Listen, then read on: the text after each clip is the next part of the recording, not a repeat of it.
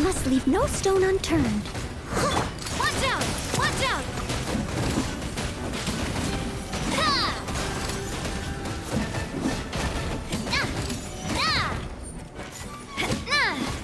Coming at ya! As a good knight should. Feel the beat!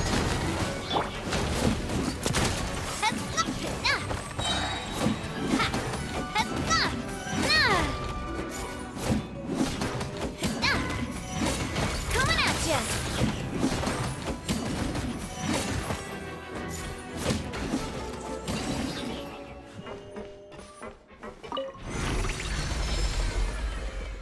Whoa! The floor is going up! Is it because of this mechanism in the middle? That guy really prepared a lot of stuff for this place.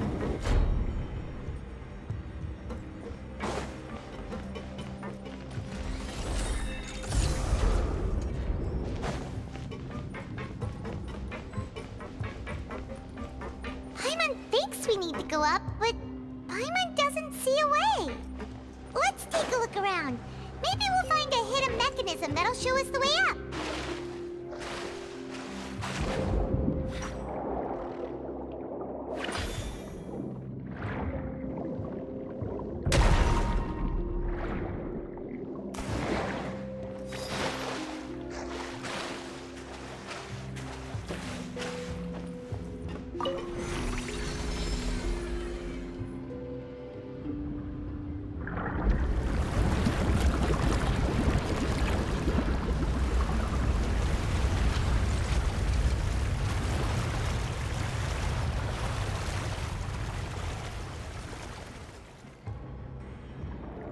The water level is rising.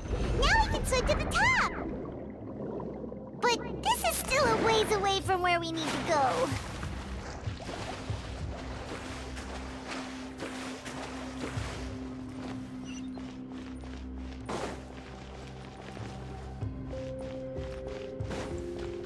Fire! Well, with rocks. Leave it all to me. As a dutiful maid would.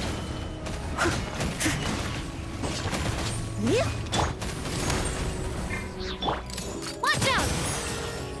Ha! Cha!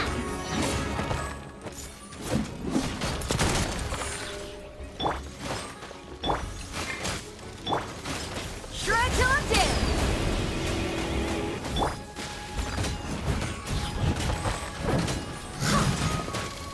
Watch out!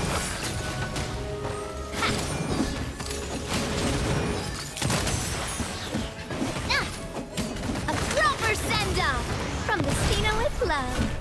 Ha-ha! Time to clean up. Hey there! Nah! Cha! Nah! Coming at ya! Hiya!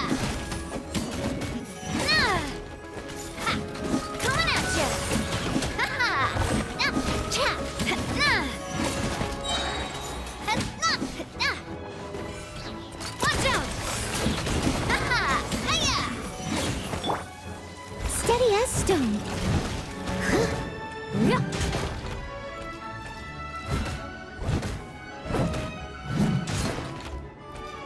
Coming at ya! Cha!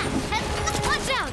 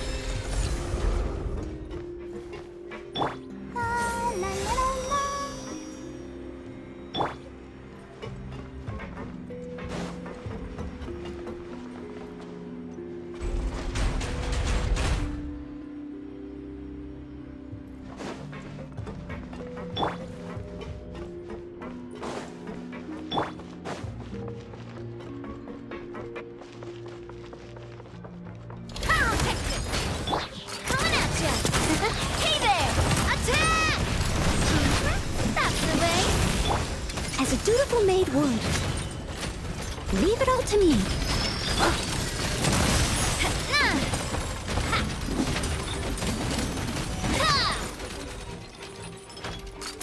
Hey there!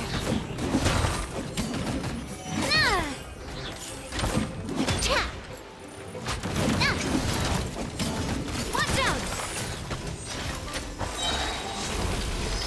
Attack! That's the way. Amp it up!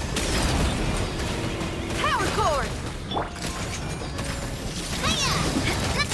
Hey there!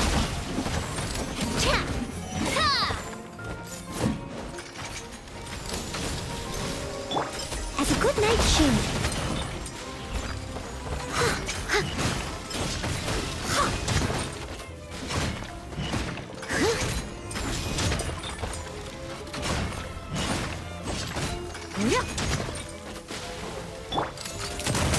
Coming at ya! Aha! Attack! That's the way. Watch out! Aha! Ha!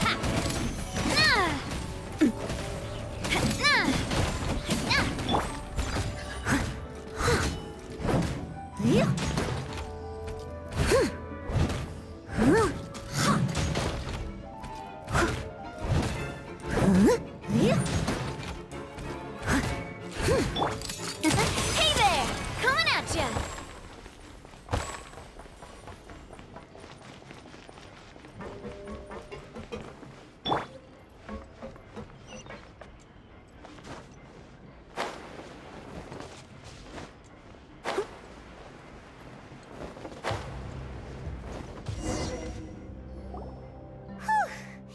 After all that, we finally made it to the innermost sanctum. Though, as expected, the mastermind isn't here.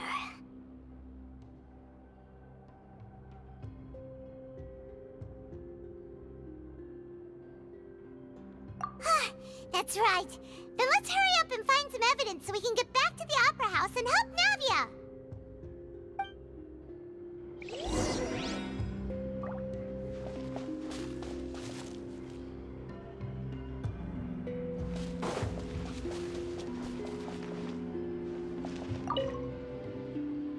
Let's see what's written here. Nothing escapes Detective Paimon's eyes. Callus. Navia's father. Oh, this seems to be an investigation report on him.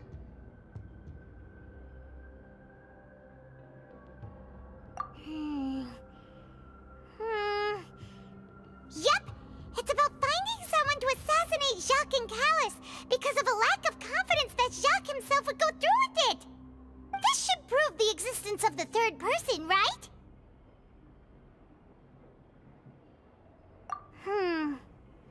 We still have not determined the exact content of the key information Callus has passed on to certain members of his organization. The old dog's a real menace to deal with. Even if he abides by the promise he's made to us, he will still have the upper hand. He can act whenever he wants to make our lives miserable. The only option left is to remove him from the picture entirely. I concur. Let's send someone to kill him. He won't declare war as long as we don't touch Navia.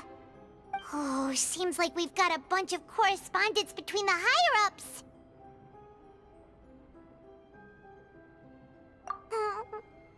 They're all just so evil.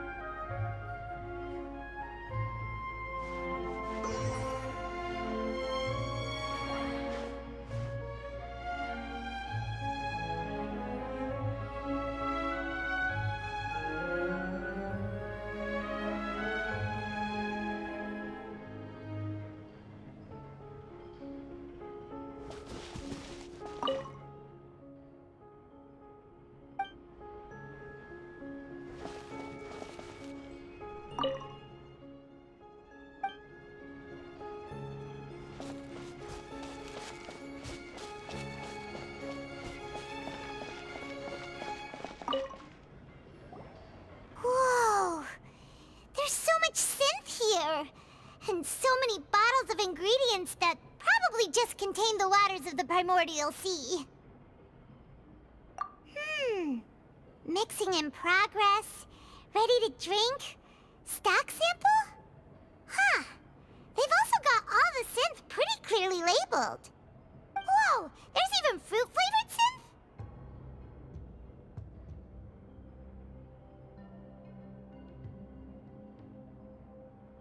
Yep, it's super obvious.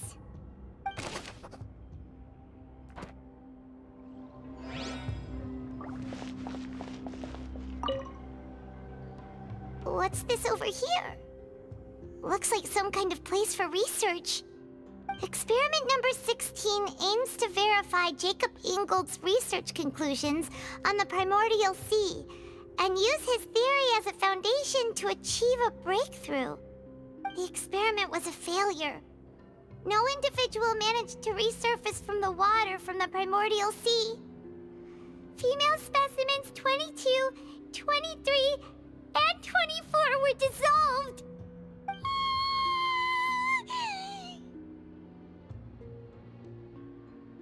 Sorry, Traveler. Paimon will try her best.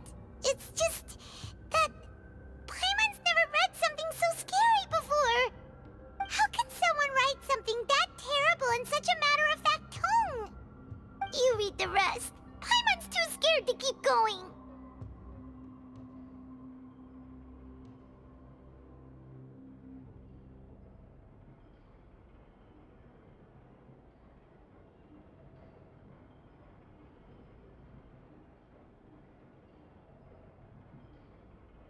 So that's why he did all of these experiments. Wait, did he really think he'd be able to find a way just by dissolving people over and over? That's just insane!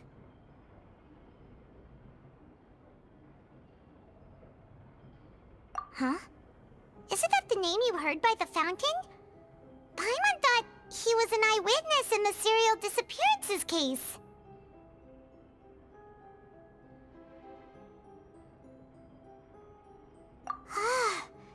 You mean Vache is the one who did all of these... experiments?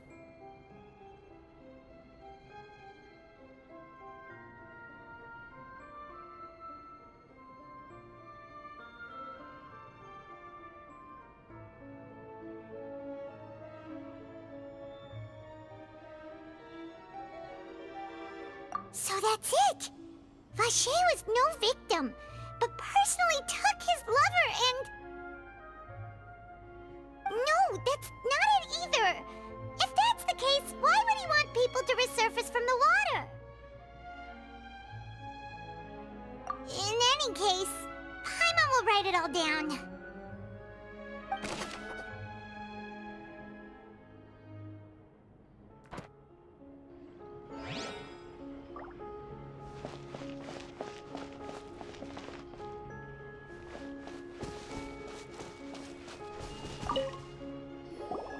What's all this? Aw, it's a bunch of really cute things! Pink accessories, a hair tie, a necklace, even a makeup box! Oh, Paimon sees it too, but why are all these cute things labeled with different girls' names? Huh? You mean the girls from the serial disappearances? They were brought here? And then they were turned into water.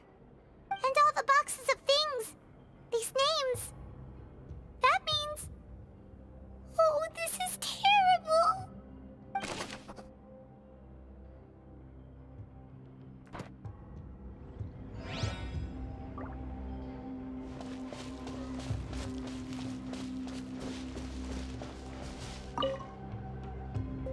Oh, look!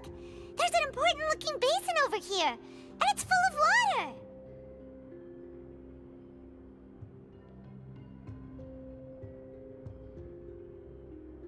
That means this is where they make all the synth! And that special water is the main ingredient!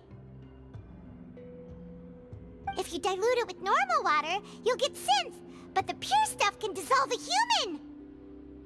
Paimon Grandma will take notes on this incriminating evidence.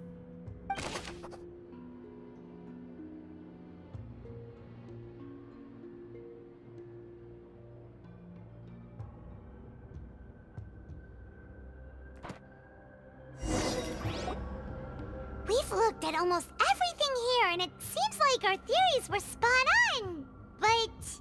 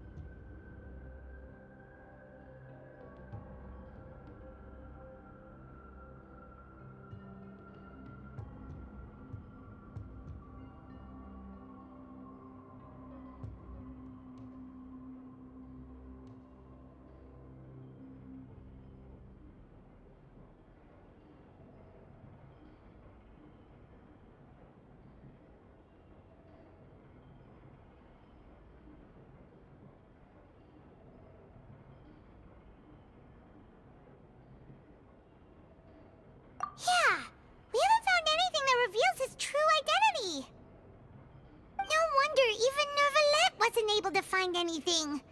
Whoever it is probably destroyed everything to do with that name a long time ago. That way, even if we bring all this back to the opera, we won't be able to identify the true culprit.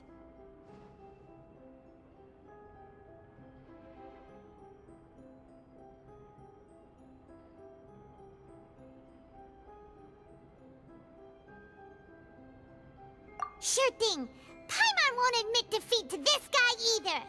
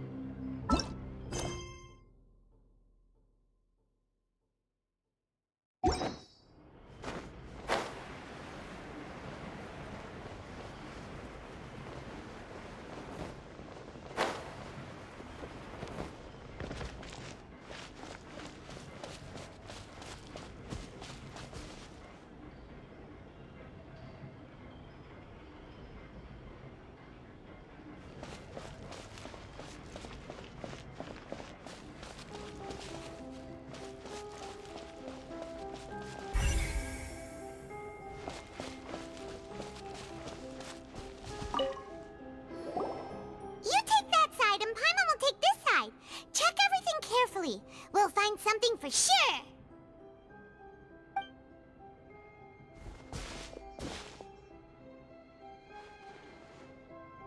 Ugh, nothing at all. And Paimon can't even find snacks either.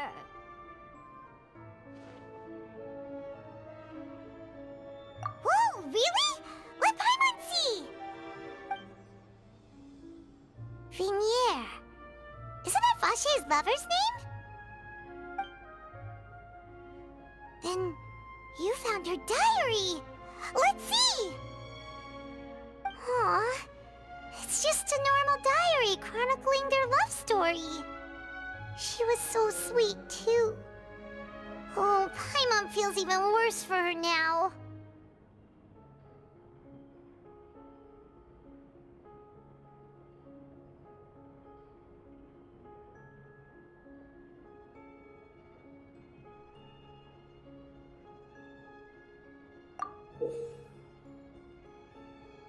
So many!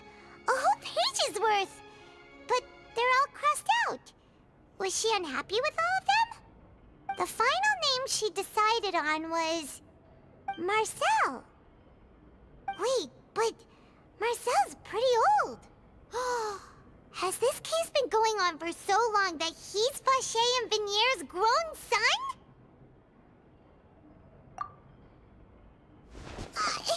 Hey! Paimon still hasn't figured it out yet.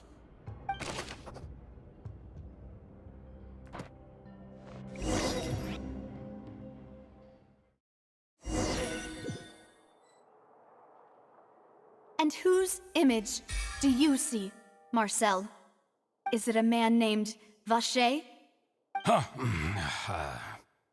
Oh, so you do know that name. I'm merely surprised you'd suddenly say the name of someone I've never even heard of. I was waiting for you to say that. Navia! We're back!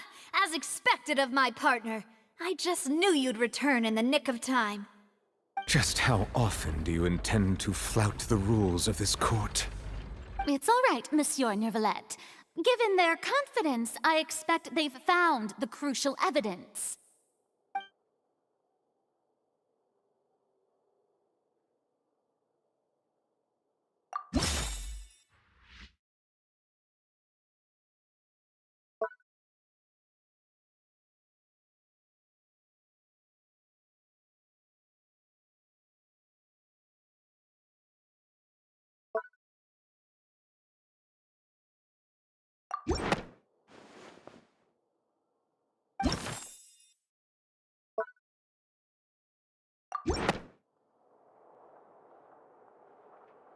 But the truth of it, Marcel, is that you've always been Vacher. Huh? We've investigated your lair and we already know everything! After your lover, Vinier, was dissolved, you kept abducting young women to experiment on the hopes of bringing her back to you! You even created Marcel as a new identity and destroyed all records of your past as Vacher! So that's it. Even the villains in opera performances rarely go that far. And with that, Marcel's motive has now been established. This information regarding your past also dismantles your prior timing defense. Well, Marcel, do you know where you went wrong? You fixated your gaze on the lover that passed away, instead of paying attention to the living people around you. So, you never noticed how we changed, or how we grew as individuals. You also never understood Boss's real expectations for his daughter. Or our determination to see things through. Your determination. Mr. Marcel, please speak up now if you would like to defend yourself. Otherwise, the trial will move on to the next stage. Do you really think I wanted to do any of this? Pay attention to you? What for? Have you ever paid attention to me? Ever empathized with my pain? Ever known how it feels to watch the love of your life dissolve right in front of your eyes? No one helped me. No one even believed me. All those decades ago, even the officers from the Maison Gardiennage were laughing at me. They said there's no way a human being can turn into water. So I must have gone mad from grief. Vinier's death was brushed away by all of you as if it didn't matter at all. Well, now you know, don't you? Ha! Well, it's too late now. All those who were dissolved are gone forever. You only have yourselves to blame.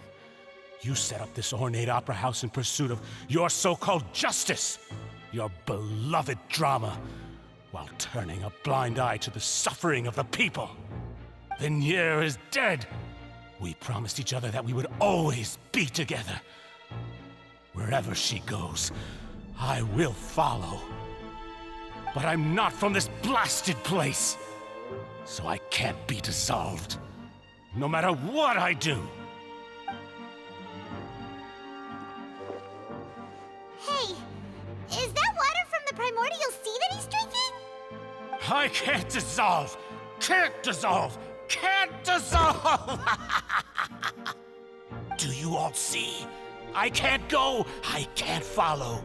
So if I can't go where she is, what choice do I have but to try to bring her back?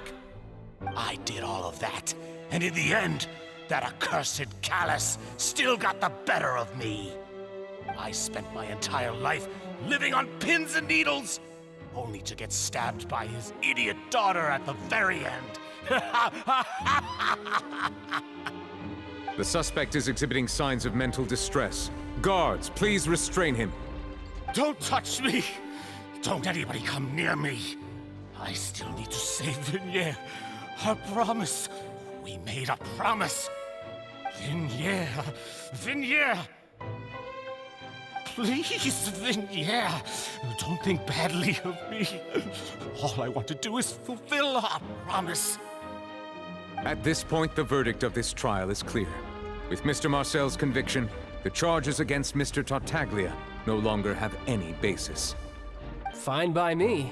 I was in a bad mood, but after a show like that, I'm actually feeling pretty good. Traveler, please submit all the evidence you have collected to the guards, so that I might review and summarize the truth behind the serial disappearances case. The man now known as Marcel was originally named Vacher and worked as an adventurer with his partner and lover Vignere. During an underwater expedition, Vignere accidentally came into contact with water from the primordial sea and was dissolved in front of Vacher as a result. Vacher learned of the primordial water's existence through the work of others and began to kidnap young women for research, with the goal of discovering a method to restore Vignere back to life. To cover his tracks, he invented the new alias of Marcel and began to operate a business in Poisson.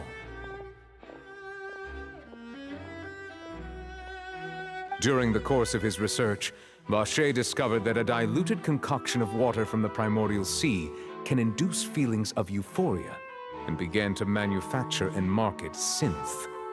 However, as he accumulated wealth to fund his continued research and expanded the scope, he came into conflict with Spina di Rosula. After exchanging blows with Spina di Rosula for many years, Vacher decided to assassinate their president Callus at a banquet.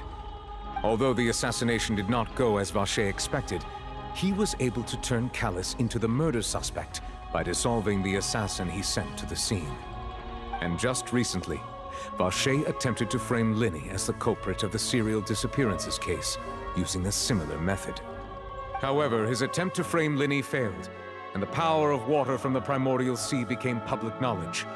This case also exposed enough of Vacher's machinations that he was eventually successfully charged in court. Thus concludes the enigmatic history of the serial disappearances case, with the truth revealed to all.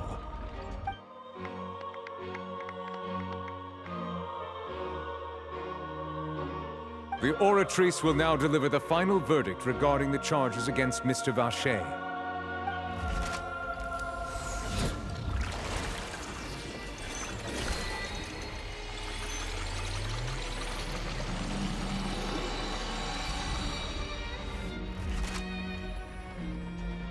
According to the judgment of the oratrice mécanique d'analyse cardinale, Mr. Vacher is guilty.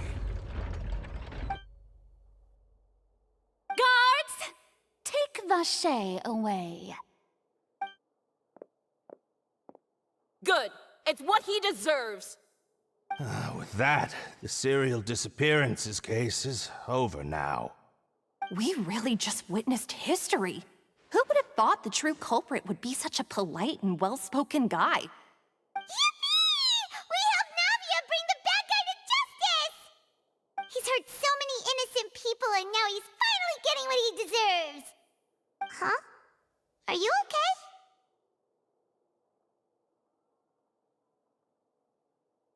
okay? Demoiselle, you were absolutely brilliant. The day our late boss had always hoped for has finally come. You can rest easy now, knowing justice has been served. Yeah. It's finally over. It's all thanks to you guys. And my partner. See, Papa? Spina di Rosula's still doing well with me at the helm. Well now, hasn't this been a most delicious piece of drama? The villain has been caught, justice has been served, past wrongs have been righted, and it's a big ol' happy ending. Since it's been such a great show, I'll just let the false accusations against me slide. Either way, I've still got some business to attend to. So, if you'll excuse me... Please wait just one moment, Mr. Tartaglia.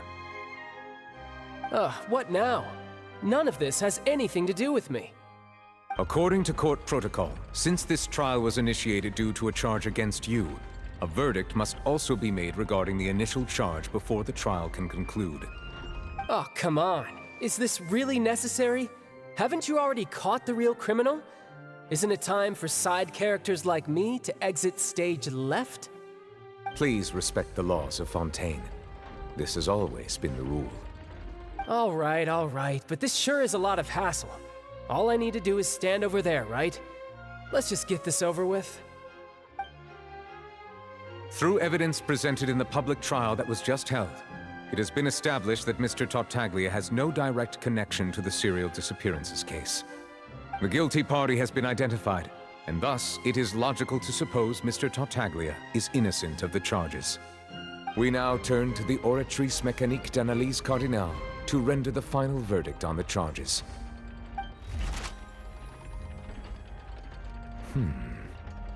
According to the judgment of the Oratrice Mécanique d'Analyse Cardinale, Mr. Tartaglia is guilty.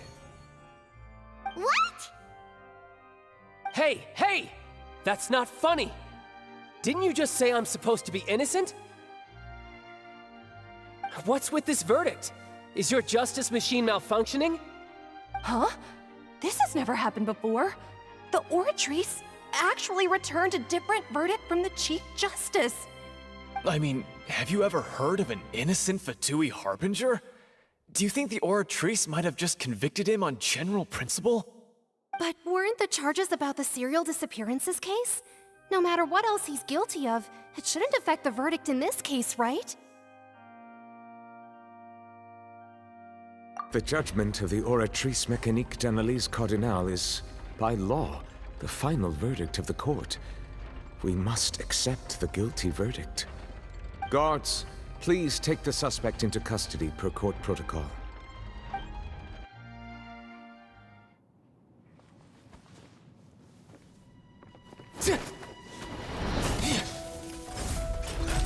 So this is how justice is done in Fontaine. What a joke. You've got your rules. Well, I've got mine too!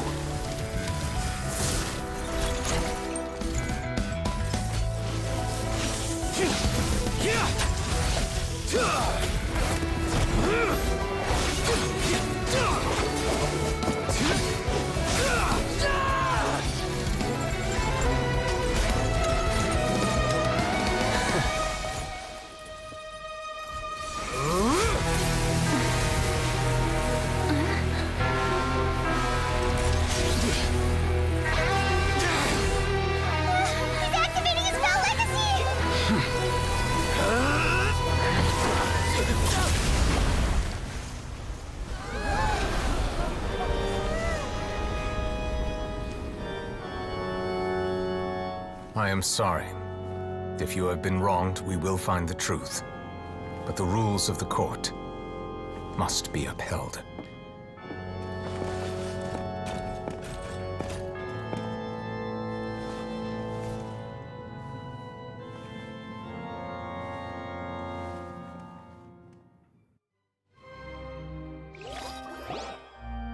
Hey, Monsieur Nouvelette, what's going on?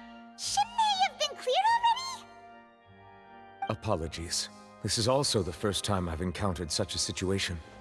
However, according to the rules established at the conception of Fontaine's court system, the Oratrice's judgment is the final verdict of the court. All I do is follow court procedure. As for why the Oratrice arrived at the conclusion it did, you should probably ask someone more knowledgeable than me.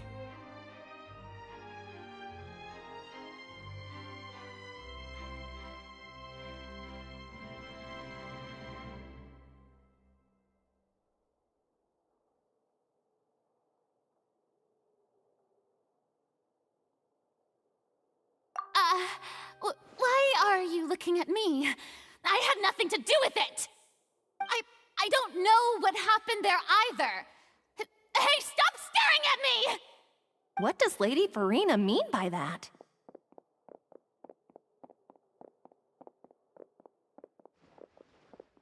She says she has no idea either, but that's impossible.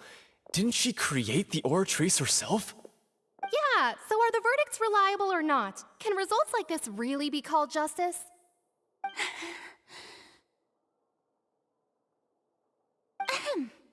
My dearest citizens, did you really think we'd allow an incorrect verdict to be handed out in this court? Did you really believe that the judgment could be mistaken or be the result of some sort of random mishap? Don't tell me you thought even I had been blindsided by the Oratrice's result. But the way she looked just now, it was pretty obvious she had no idea what was going on. However, given the state of things, I shall give you an explanation. Everything that just took place, including my supposed shock and bafflement, was a part of an elaborate performance, with every action meant to stir up drama and excitement. And, of course, for every performance there is a script. Everything has unfolded exactly as I expected from the very beginning. As the embodiment of the very concept of justice, the Oratrice shall never render an arbitrary judgment! If you thought Child had nothing to do with the serial disappearances case, it is only because you've been blinded by the superficial appearance of innocence. Everything he's done, not to mention the danger he poses, are beyond ordinary comprehension and completely unforgivable! All shall be revealed in time. You will come to understand my noble intentions, as well as the absolute correctness of the Oratrice's verdict.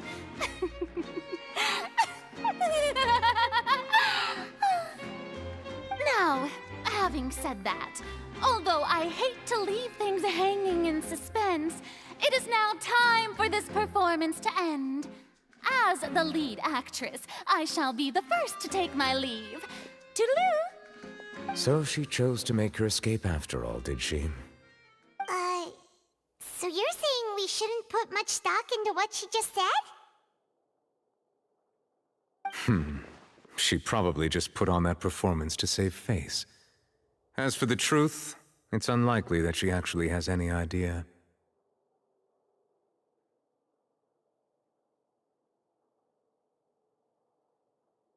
However, please be assured that I will continue to investigate this case in a personal capacity. Just as I promised, if the judgment has been incorrect, we will do our utmost to clear his name. All right.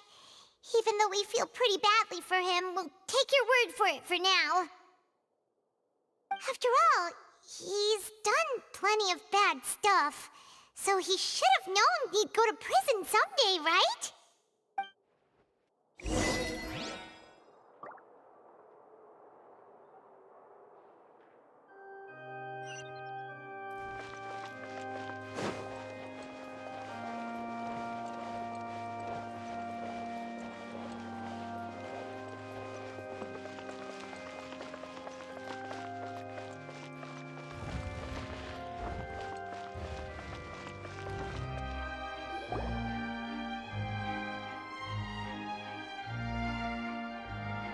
Hey, what are you doing? Quick, stop him! Traveler! Hey! Traveler! Marcel! What are you doing over here? Stop resisting arrest! Cease, or we'll add another charge to the list. No, wait! I just want to ask the Traveler something. I'm not looking to run away. Please, just let me ask this one small thing. Go on. Thank you. I was being led away when I finally realized something. Where did you first hear the name Vache? I erased all records of that name. So, unless... Are you still trying to prove your innocence? Give it up. You've already been convicted. Really? You did? You're sure? You met her? But how could that be? How did you manage to do it?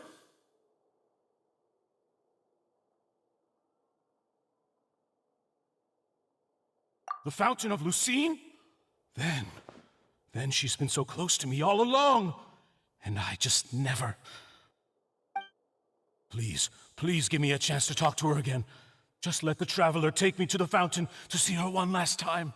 This is the last request I'll ever make in my life. You can do whatever you want to me afterwards.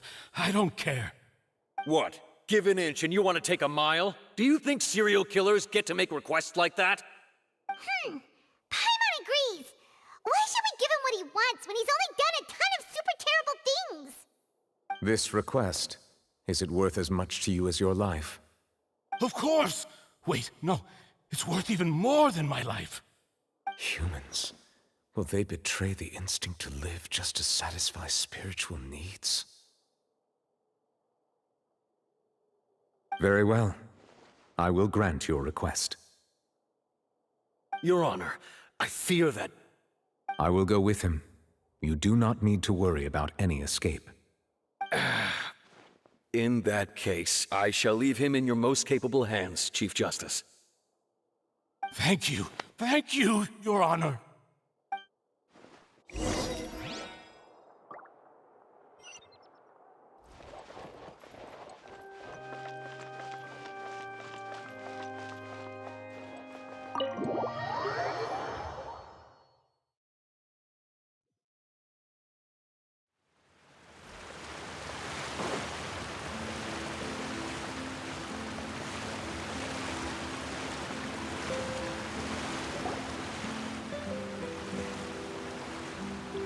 Is this the place? You said she's here, but what do I need to do to see her?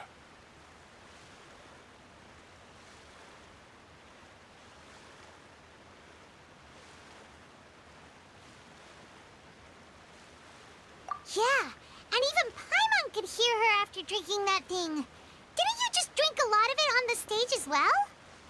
Oh, in that case... Vache! Ah! Yes, that's it! So you heard it too! Vignier, it's me! It's me, Vache! Vache? Vache! I'm here! Where are you, Vignier? I'm coming for you. I'm finally here for you. Hey, wait! Be careful! Hey, wait!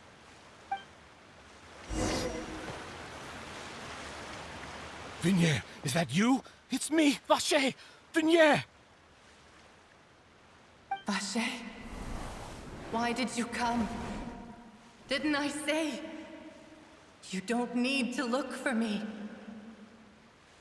You look a lot older than I remember.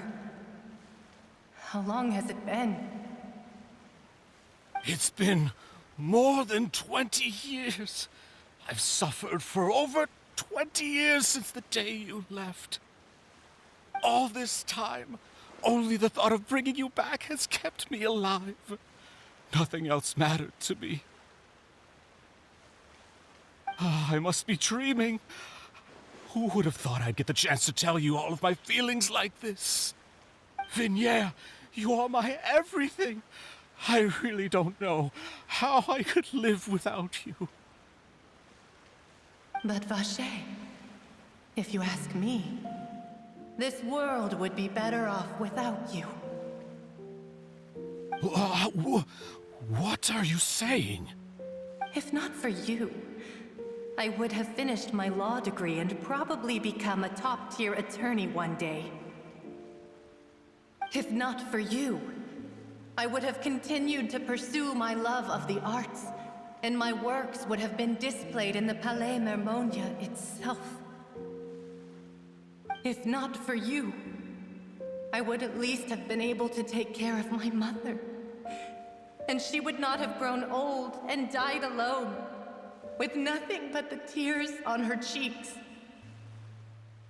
It's all because of your selfishness, Vache.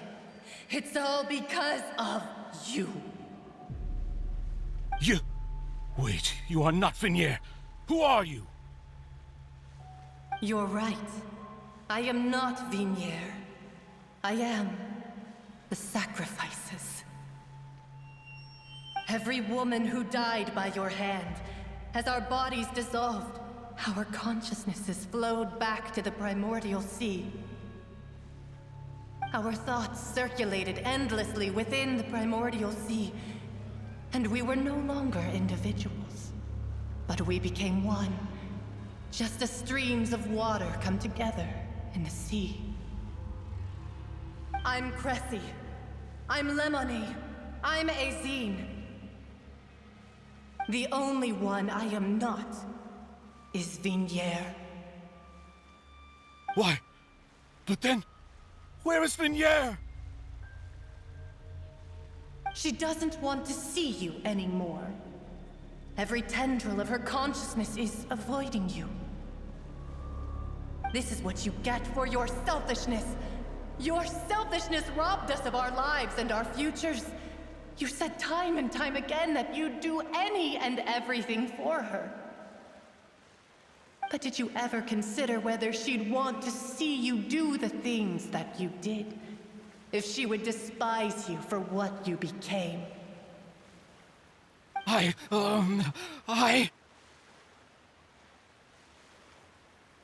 You are a liar, a heartless murderer, and a cowardly narcissist. The only thing you are not is Vignier's beloved.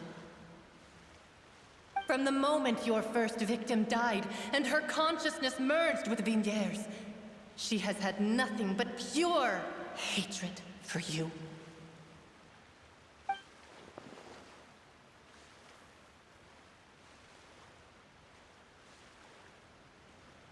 No! Vignier! She can't hate me. Let me see her. Please, have mercy. You still don't understand. When I said don't look for me, that came from the real Vignier. She really doesn't want to see you anymore. But on top of that, she also said that because it's her final drop of pity for you.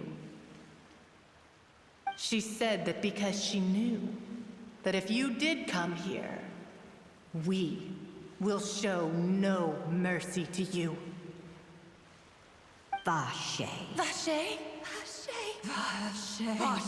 Vache. Vache. Drown.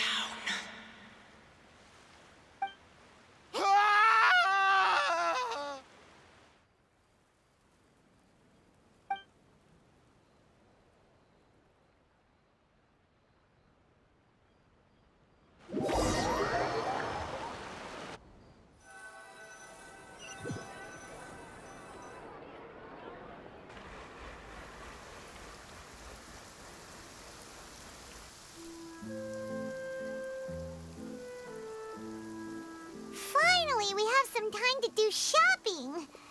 Gosh, it's really been a long time since we've been able to relax.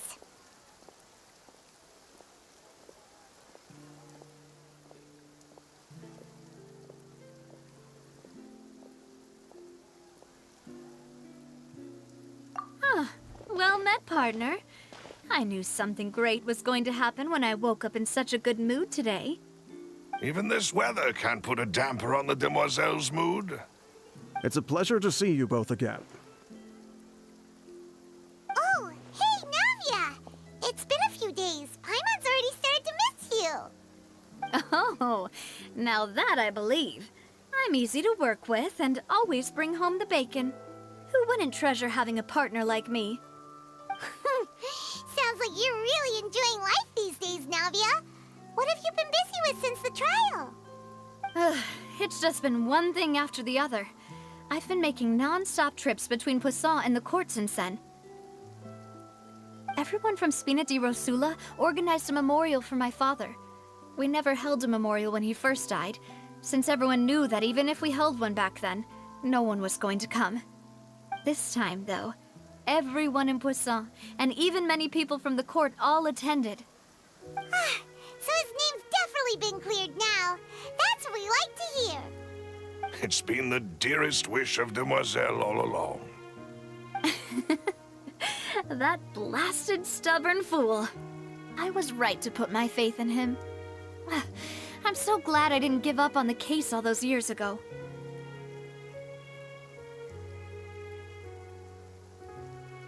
Oh, by the way, I ran into Charlotte just after I left the memorial service.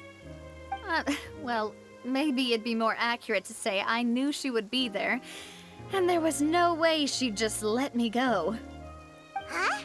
So you know Charlotte too? The Charlotte? Journalist from the Steambird? Yeah, way back when I first became the president of the Spina di Rosula, she was all over me. Wouldn't take no for an answer. I believe the story was called The True Heart of Darkness, Secret Tales of the Yellow Rose. To be fair, though, it was a really flattering feature. So, we've been on pretty good terms ever since. She was trying to lean on our friendship to get me to do an exclusive piece on the serial disappearances case. Oh yeah, she told us about that. She's always been super interested in that case, so now her wish has finally come true too. Anyway, I told her to make sure that when she writes about you guys entering the opera house with the critical evidence, that you both sound really cool. Now that's another thing to look forward to. We trust Charlotte's skills with a pen for sure. Oh, and in other news, I also took Clarand out for a meal. Oh, are you two on better terms now? While you were investigating Vachey's headquarters, Clarand gave testimony on my father's behalf. It was thanks to her that we were able to turn the tide. I wanted to thank her. I mean, there's also no point in being awkward all the time, so we took the chance to reconcile with each other. Oh, that's great. Paimon also thought Clarand wasn't actually a bad person. It's always good to have more friends. Anyway, now that the case has finally been solved, perhaps it will slowly begin to fade from the public consciousness. Oh, actually, there's still one last thing I need to do. What is it? I should pay a visit to my father's grave and tell him the truth of what happened, as well as how it all ended. And on top of that, just how much people still look up to him to this day. That includes me, too. Miss Navia. Indeed.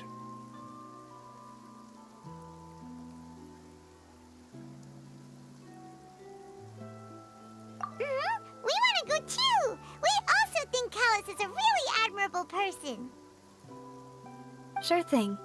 I'd like you two to share the moment with me. After all, without you, there might not have been such a positive ending. And in that case, everyone, let's be off. Considering the recent weather, we'll be lucky if we can reach Poisson before dark. Yeah, you're right. It's been raining non-stop for a few days now.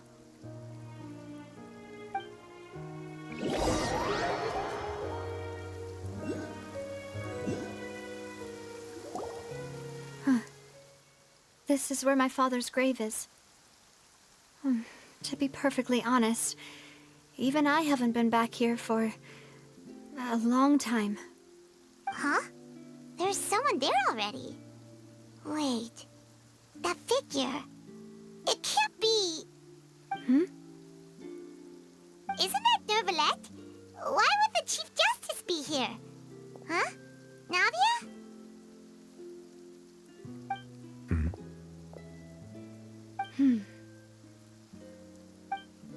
My apologies. I should have asked before coming to pay my respects. Don't say that. Sorry about that. Oh, I was trying to say there's no need for you to apologize. I wanted to show my father how much I've grown, but still, I doubt I've grown to the point that even the Chief Justice would feel compelled to apologize to me over and over. In that case, I will stop apologizing for now.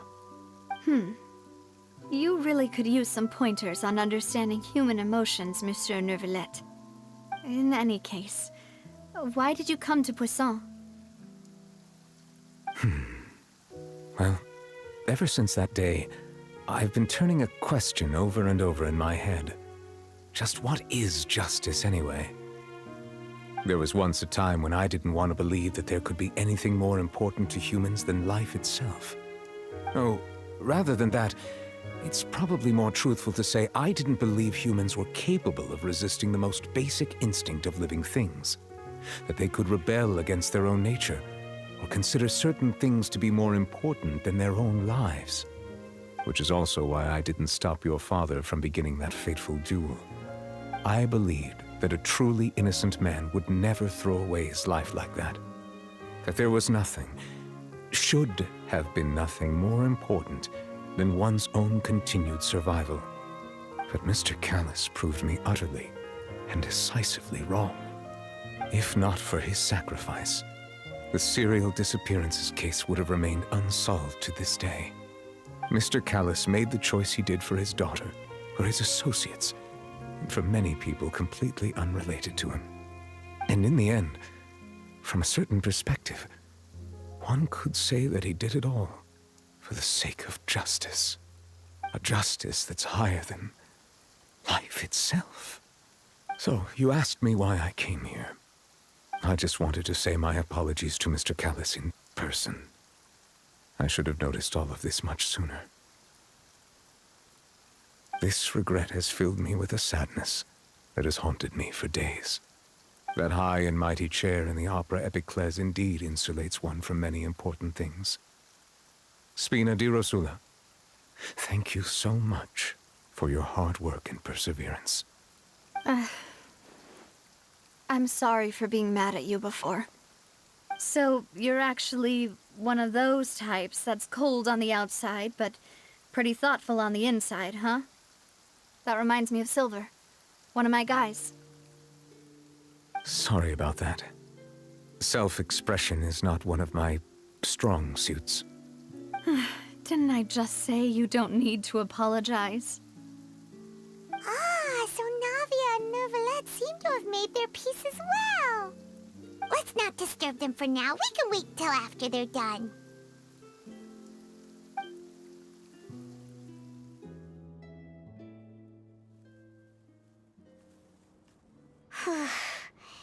Paimon's never paid respects at someone's grave before. Did Paimon do anything rude there? Huh? Oh, Paimon didn't know that was a thing. But Paimon doesn't know what she would do if she can't fly. Oh no. Paimon hopes Miss Navia won't be too mad. Anyway, Neuvillette is still standing around there. It's not often that we can catch him alone like this, so why don't we go talk to him for a bit? If we can't talk to Lady Farina, we can at least talk to him, right?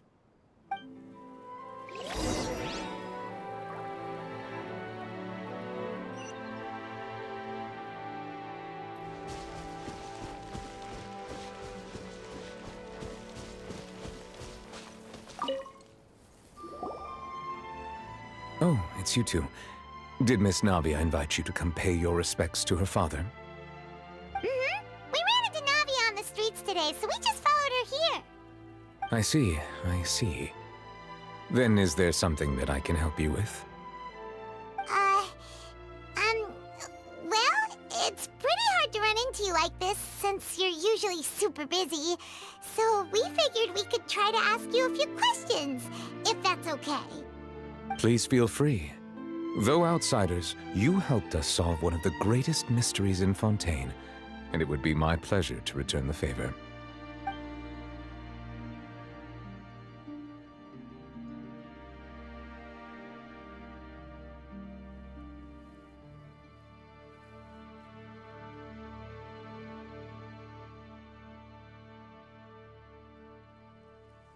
Your sibling, another blonde-haired traveler. I'm sorry, but I've never seen anyone who matches that description. If he ever stepped foot in Fontaine, I'm sure he followed our laws to the letter, and had no reason to appear on the stage of the opera Epicles. Is there anything else you'd like to ask me about?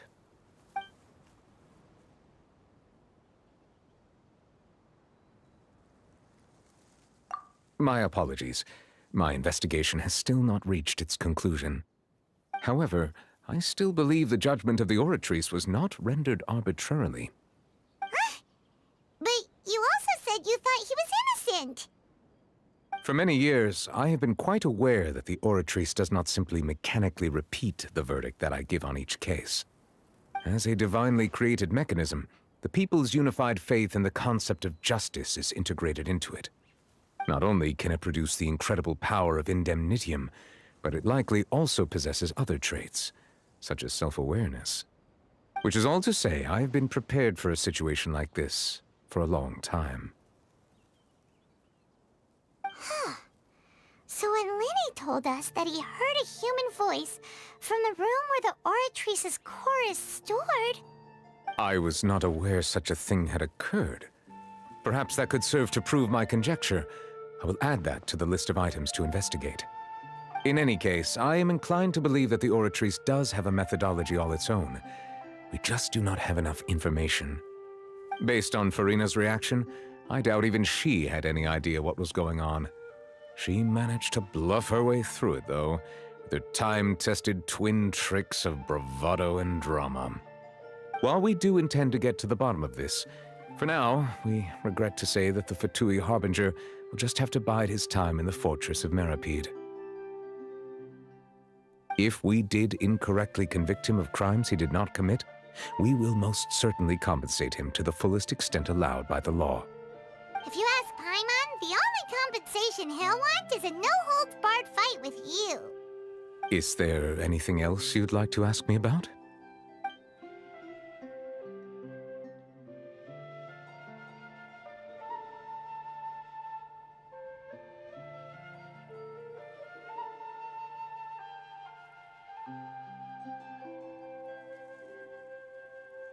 So, at court, the bad guys referred to that special water as water from the primordial sea, but what is it really?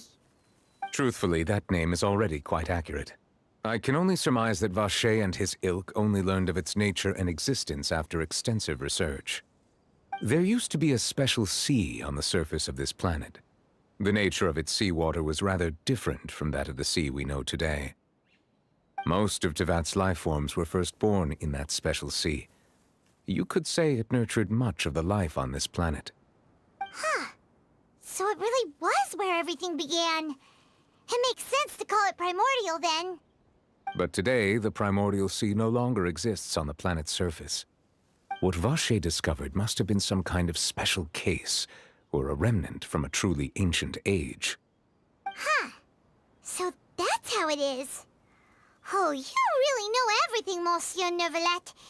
But if that's the case, then why would people, at least people from Fontaine, dissolve in that kind of water? Indeed. Why would the primordial sea, which was known to engender and nurture life, suddenly reverse itself and devour life instead? To be frank, that also doesn't match my understanding of this world and its laws. There must still be some unknown secrets around the people of this land. Is there anything else you'd like to ask me about?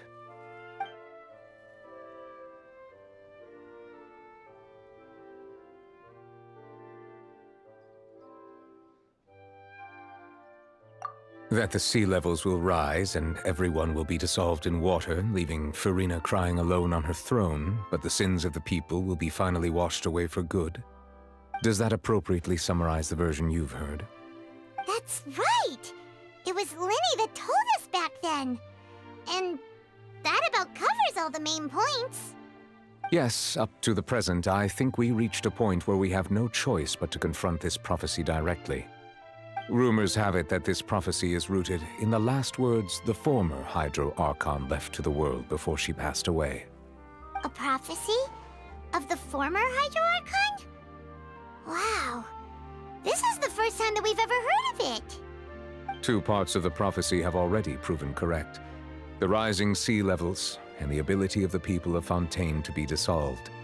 We should be more vigilant and stay on the watch for further signs. Speaking of the prophecy, Farina has also always taken it quite seriously. Indeed, she has been collecting information and intelligence from across Tevat for this purpose. If the rumors were true, then perhaps this prophecy is the conundrum left to Farina by her predecessor. But with Farina being the way she is, can we really trust her to solve it? Is there anything else you'd like to ask me about?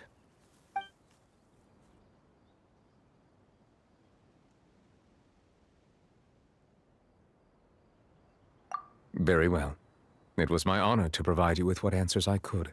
I very much enjoyed conversing with you. It will soon be time for me to leave this blissful tranquility behind and return to Palais Memornia. You really are super busy, Monsieur Neuvillette. Paimon thought you only came here to pay your respects today because you had the day off. Crime and villainy do not have the day off, and so justice must work around the clock as well. This is merely the nature of a justice's work. All right. You've got a point. Huh? Paimon just noticed that the rain has stopped.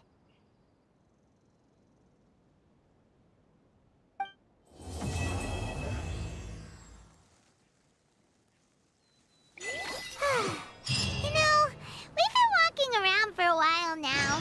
Why don't we go back to the Spina di Rosula base in the court of Fontaine and have a rest? Navia said something about having a place ready for us there, didn't she? Come on, let's go!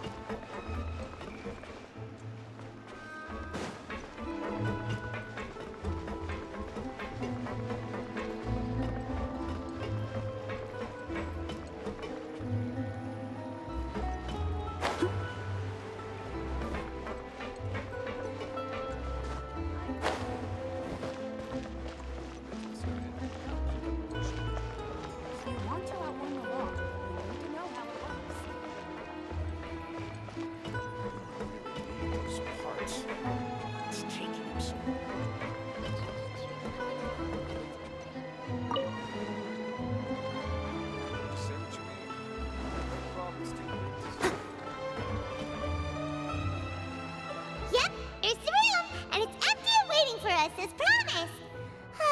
Navia is such a good person. Now that the serial disappearances case has been solved, no one's going to come after us for anything. Even without Silver standing guard, we can just completely relax. Why don't we stay and rest up here for a while? Even machines in Fontaine need to stop and recharge now and then.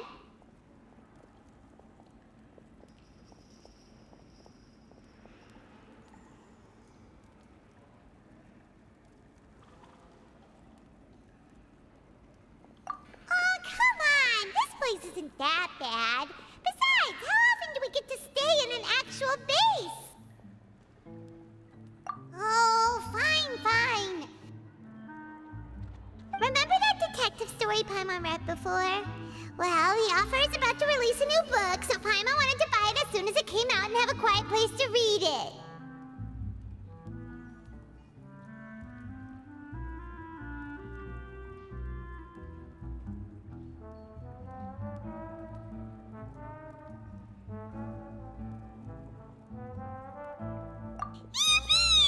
it's agreed. Come on, let's get some sleep. We'll need to be up first thing in the morning to get in line and buy a copy.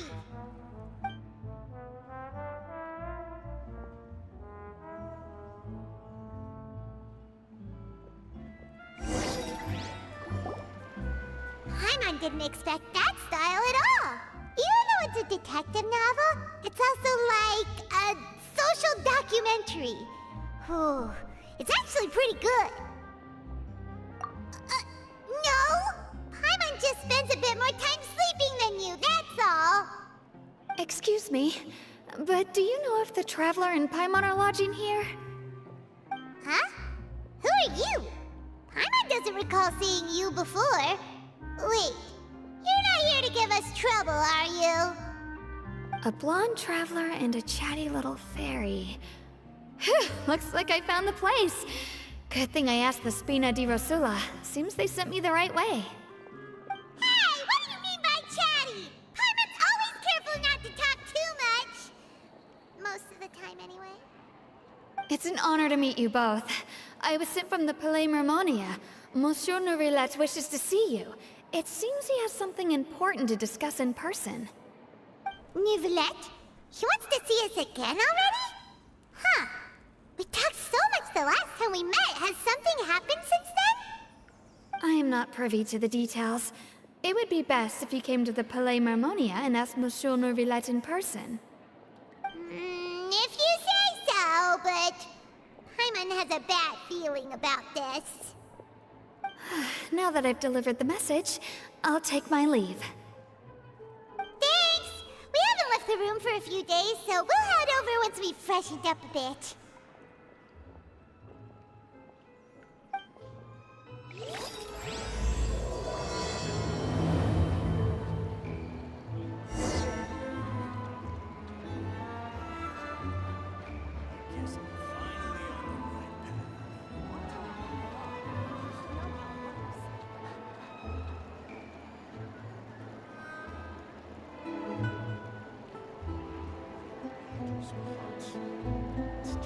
Whenever you need me, I'll be there.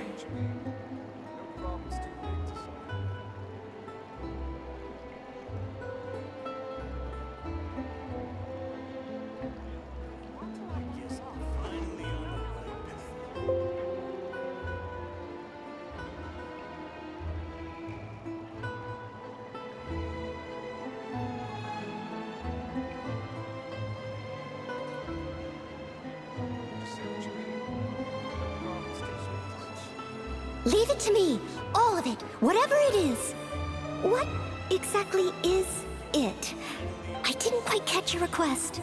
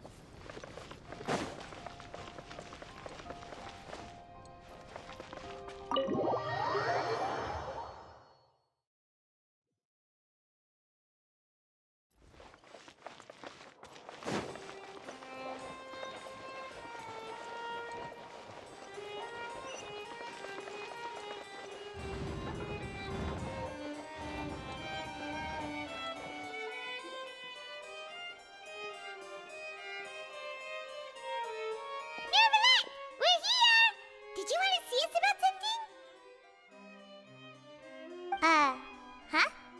Why were you just standing there? You daydreaming or thinking something over? Yes, I did send someone to fetch you. But as for what I'd like to discuss next, well, I still have some reservations. Given that we've already made the trip here, you should just tell us. Bet you need us to help you with something, right? I do indeed have something I'd like to ask you to do. However, you should wait until after I tell you the details, then decide for yourselves whether you'd like to help or not. The situation is this. If I'm understanding you correctly, the Snezhnayan harbinger known as the Knave has essentially requested a diplomatic meeting with you, correct? I heard that she was originally from Fontaine, but for her to suddenly arrive here and abruptly request such a meeting like this, I sincerely advise you to refuse her invitation outright.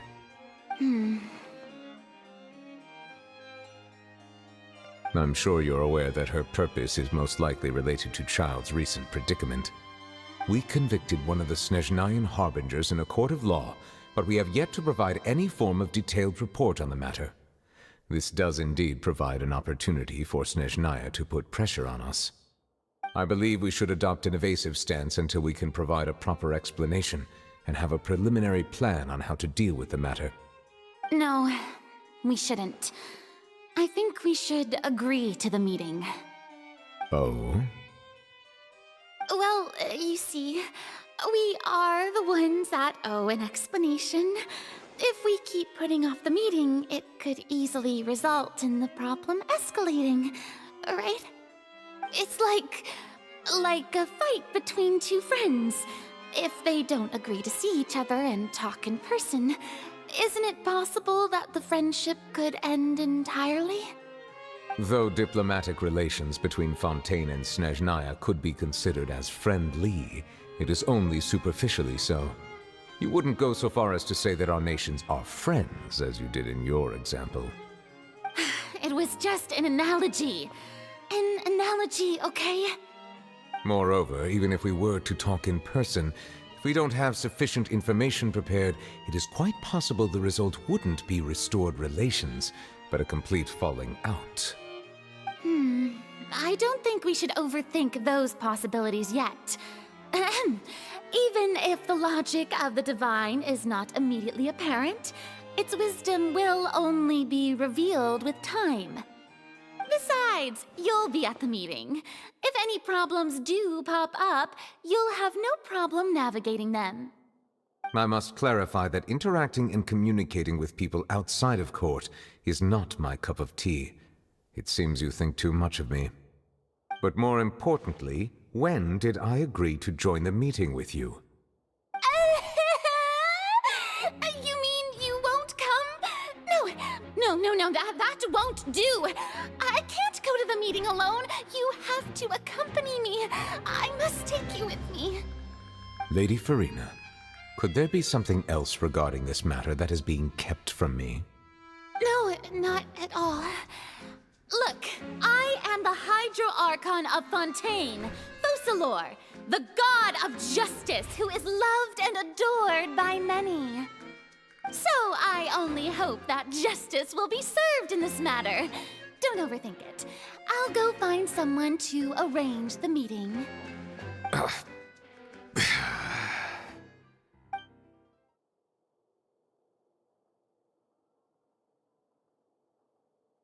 Though it could officially be considered a diplomatic conference, I prefer to see our meeting today as an ordinary tea party. I assume you see it the same way, Miss Farina?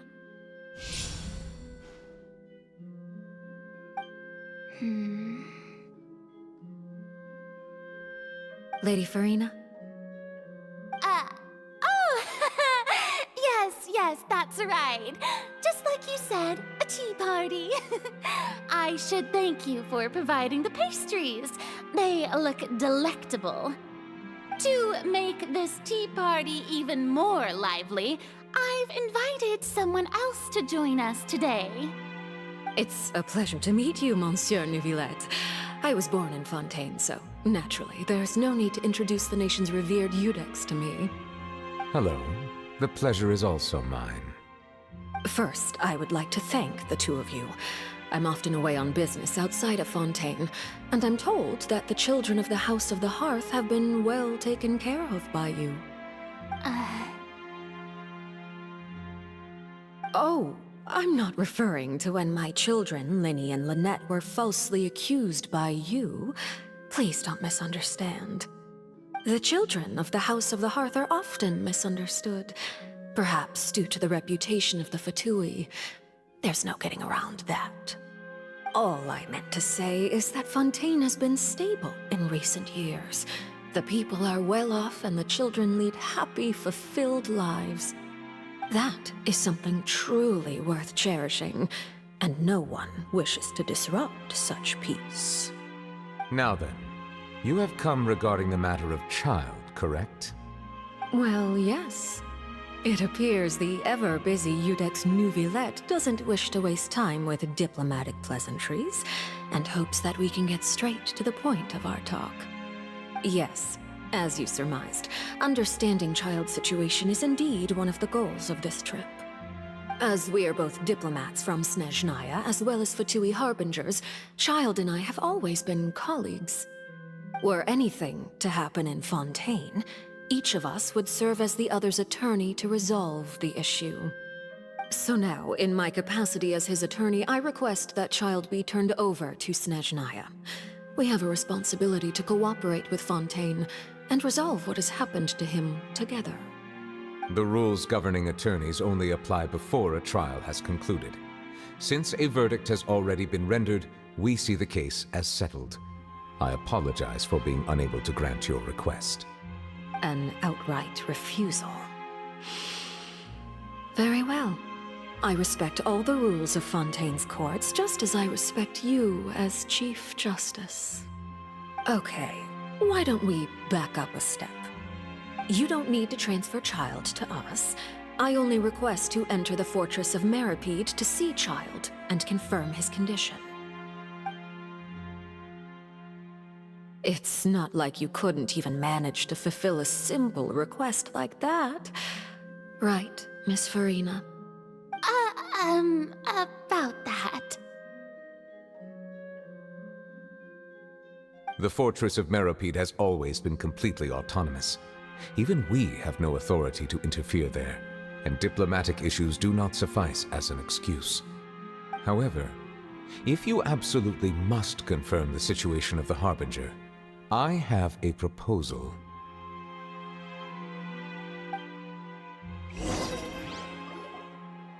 The knave showed up already? Well, Linny did say that Father will be returning soon. We didn't even know that Lenny was from the House of the Hearth at the time, so we kinda overlooked that information.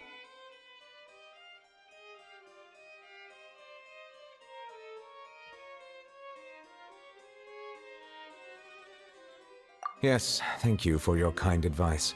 I'm well aware of the situation. I also noticed that Lady Farina acts a little odd and unnatural whenever I bring up matters related to the knave. Could the knave be threatening Lady Farina or something? If that were the case, then why wouldn't Lady Farina inform me? And what means could the knave possibly have to twist the arm of an Archon? So maybe that's not very likely. Even though Farina can act a little weird at times, she's still an Archon. In reality, this problem is even more thorny than it appears. According to reports from the fortress of Meripede, Child recently disappeared under mysterious circumstances.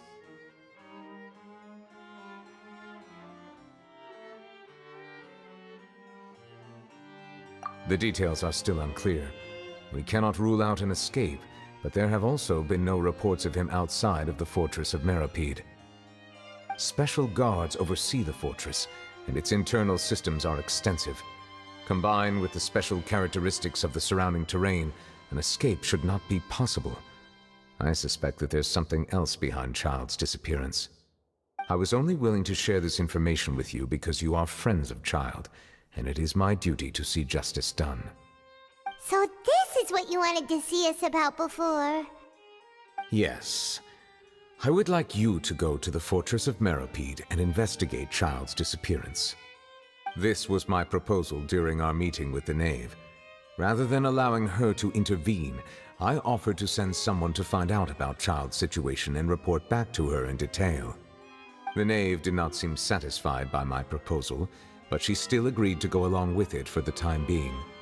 Her words were, "We will talk more once we have that report." So that means we bought ourselves some time.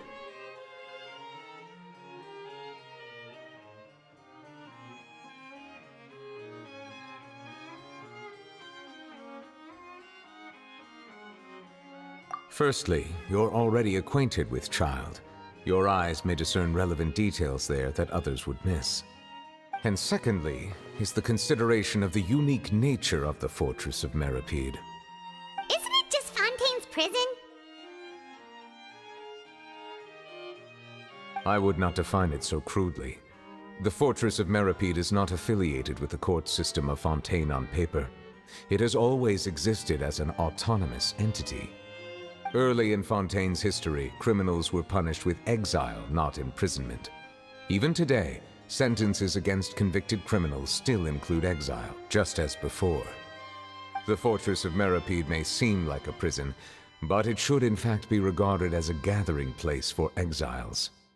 All we do is dispatch guards to keep watch and help maintain security, but we have no right to get involved with any other matters.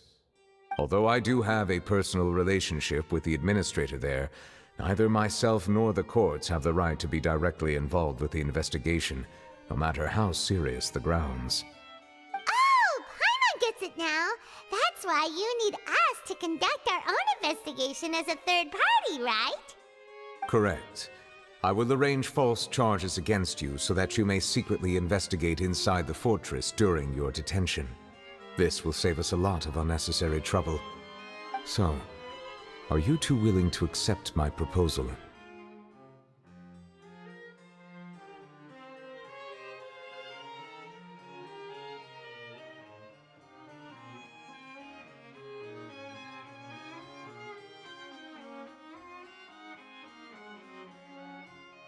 Yeah, no matter how you look at it, it seems we're the best choice. Alright, we hereby accept this difficult task. Reluctantly. You two have my sincere thanks. This matter is of critical importance to Fontaine's current situation. Also, I hope that both of you can keep this operation a secret. We will rendezvous at the Fortress of Meripede's entrance on Erinius once you've prepared yourselves. I will arrange for someone to take you inside. Prepared ourselves? Is there something we need to prepare? Perhaps you could enjoy a good meal and have a nice bath. I'm afraid that living conditions inside the fortress are nothing like those on the outside world. Oh, right!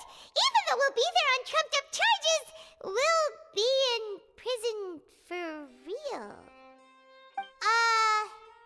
On second thought, is it too late to back out?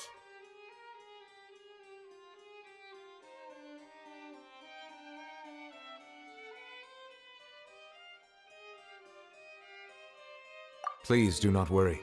Since you are sacrificing both your time and quality of life for the sake of delivering this report, you will be compensated according to the highest standards permitted to legal staff, regardless of the outcome. Now that's more like it! Come on, traveler, let's go eat the best meal we can find! We'll eat so much that we won't need to eat another meal for a whole month! Your treat! Are you leaving now? In that case, please take this cake as a token of my personal gratitude.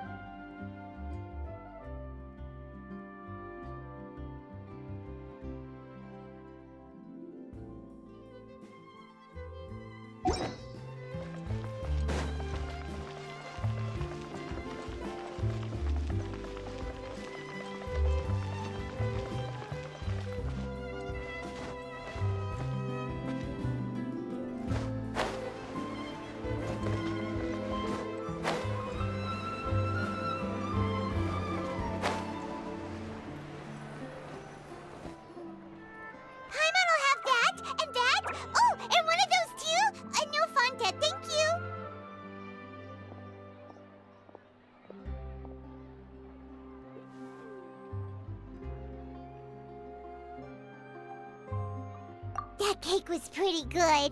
But as soon as Paimon remembered that we were about to go to prison, Paimon's stomach suddenly became completely empty. Now that Paimon thinks about it, we've always been super careful ever since we arrived in Fontaine. Just to avoid breaking any strange laws here. But here we are, about to willingly send ourselves off to the Fortress of Meropide. Maybe this is what they call fate. Let's just try our best to investigate everything quickly once we get there. Paimon doesn't want to stay in prison too long.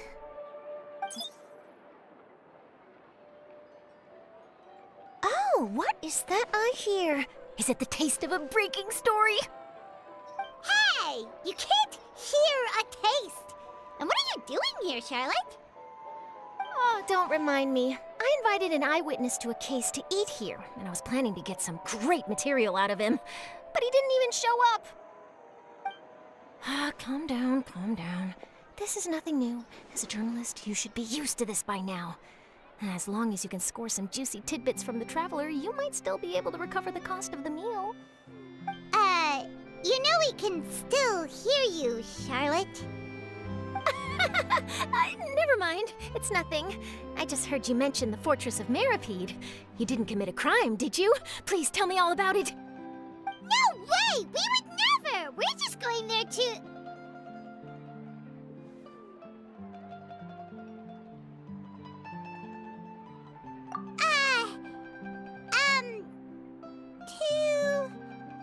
Oh no! Paimon almost forgot that Neverlet told us to keep it a secret!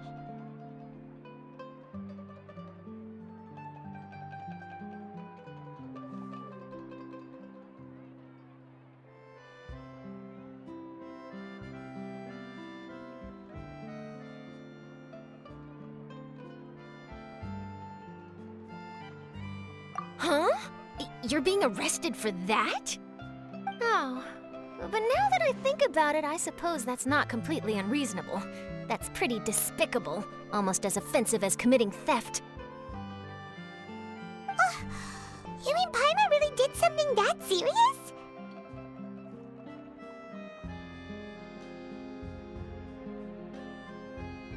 Sorry, Paimon really messed up.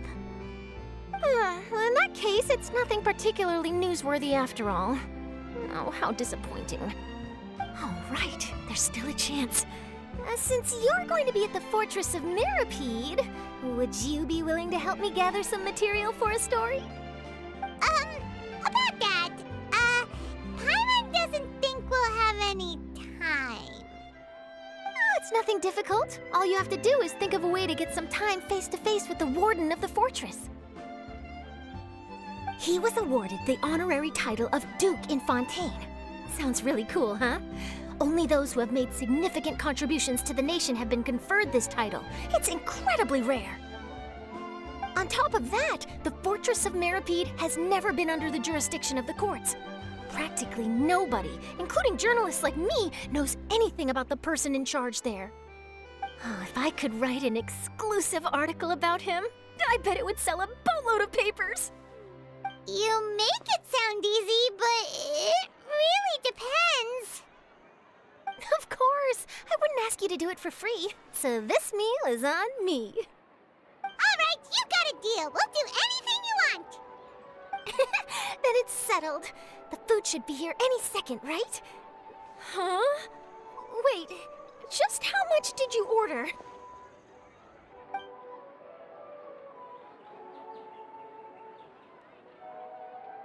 Oh, Paimon's so full. Well, guess we have nothing to regret now, so let's get going.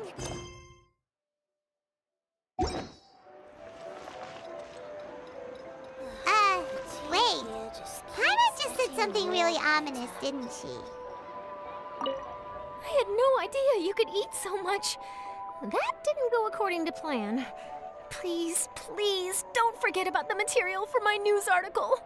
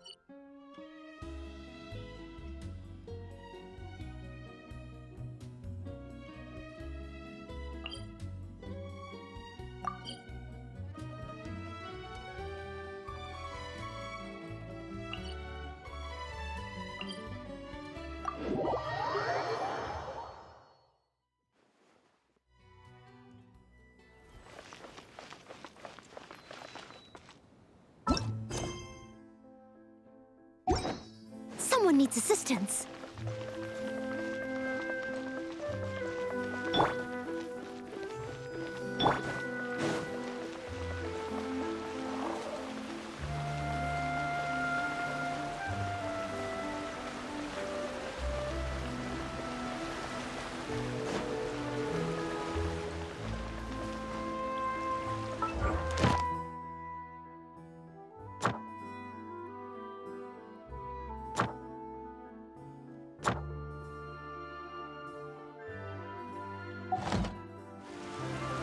Whenever you...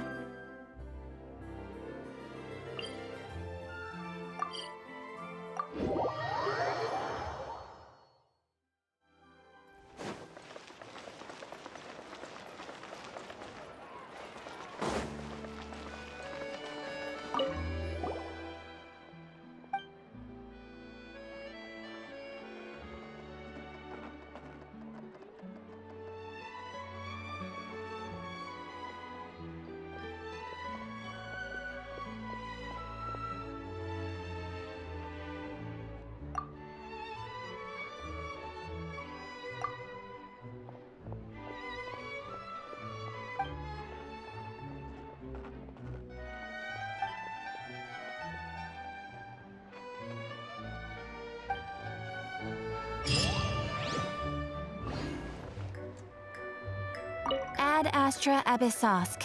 Welcome.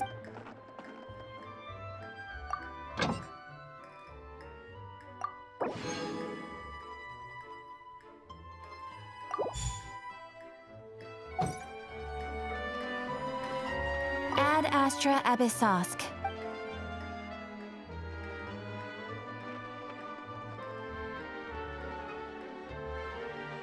I am sorry, but you have not yet Ad Astra Abyssosk.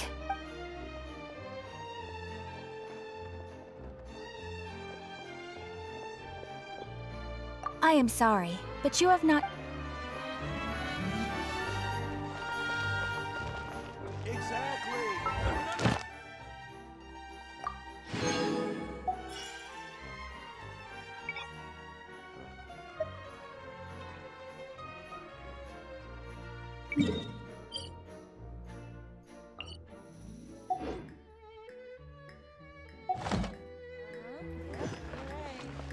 Ad Astra Abyssosk. Thank you for completing today's commitment.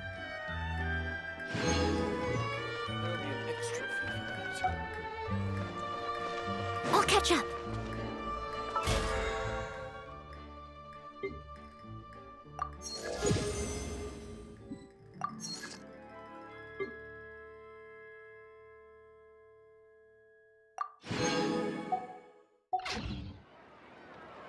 You seem tired.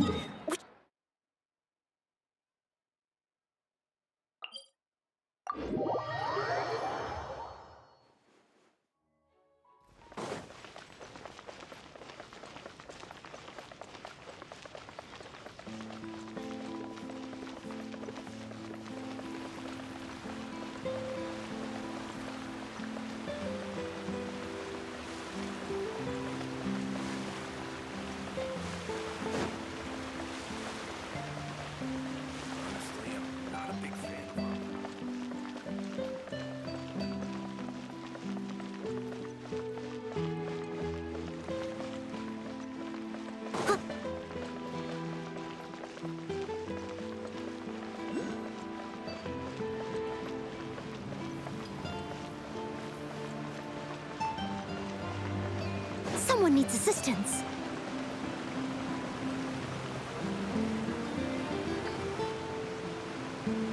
All right, Neverlect, we're ready. Is this where the entrance is? You have come, just as promised. Yes, this is the one and only entrance to the fortress of Meripede from Irenaeus. Careful. You may want to step back a bit. Ooh, so you have to go down from here? Is the prison underwater? Utilizing both the barrier of the water as well as the fear humans have of the depths, the fortress of Meripede is naturally the perfect place to confine and guard criminals. But do not worry. It is not nearly as frightening inside as you may think. You will see for yourselves once you are down there. Paimon hopes you're right. Don't know about you, but just thinking about being at the bottom of the sea like that gives Paimon the heebie-jeebies. Oh, and there's one more thing. I mentioned that I have had personal dealings with the administrator of the fortress, Writhsley. He's a very shrewd fellow. Yeah, we heard about him too. He's that Duke, right? Correct. He is the highest-ranking manager of the underwater prison. Even though you are going there to investigate at my behest, it would behoove you to avoid any confrontation with him or any of his subordinates. The Duke rarely ever leaves the fortress of Meripede, but that does not mean he is not privy to all that is happening inside and outside the fortress. He is quiet, but not unaware, so please bear that in mind.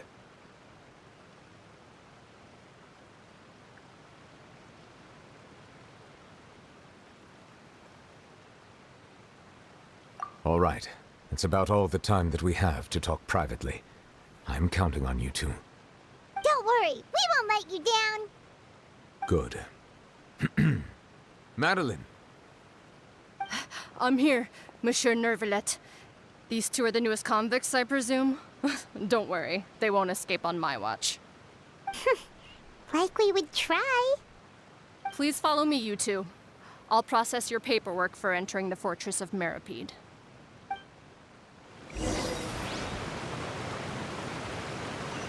As a dutiful maid would. I'll catch up.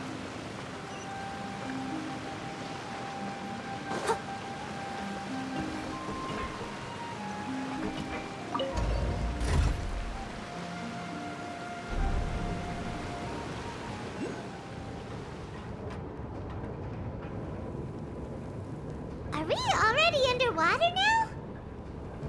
Huh. So this is what it feels like to be a criminal in Fontaine. You two seem to be taking this pretty well. It's rare to see convicts in such a good mood.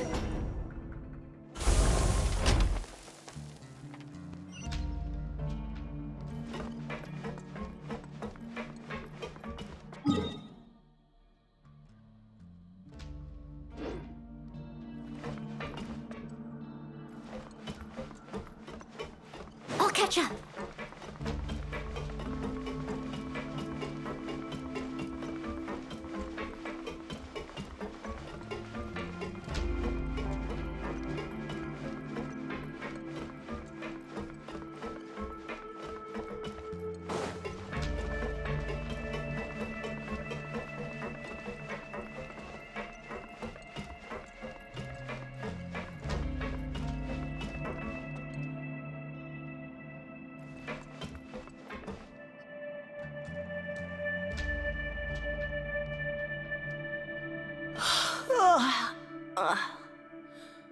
Oh, it's you, Madeline. Why'd they make you make the trip down here today? Monsieur Nervalet personally requested I escort these two convicts. I suppose he was concerned others might not be up to the task. Well now, aren't you the lucky one?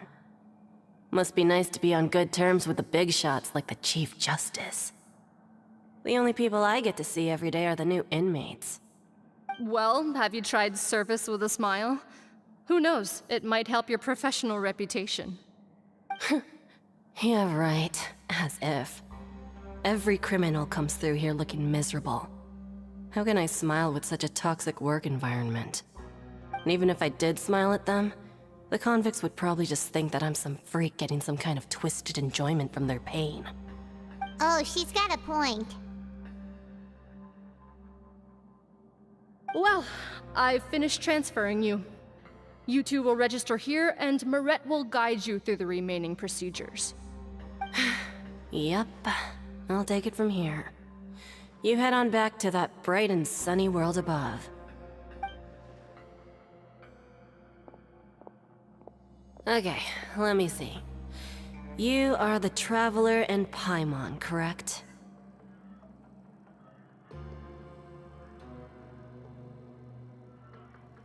That would be us! Let me confirm your charges and sentence. Let's see. You two are charged with eating a cake specially prepared for the Archon by a Snezhnayan envoy without the Archon's permission, thereby incapacitating the political center of Fontaine for a brief period. Sentence: 45 days? Huh? Wait, you mean the cake that Nervalet gave us was... Just looking at the charges, it seems you two are capable of causing some serious trouble. And considering how fond Lady Furina is of sweets, this crime is tantamount to trying to assassinate the Hydro Archon herself. Now I've seen everything. Anyway, we still need to finish processing you before you can enter the Fortress of Meripede. Please stand in front of the board over there. I'll take your mugshots with my camera. Oh, all right. But be sure to catch Paimon's good side.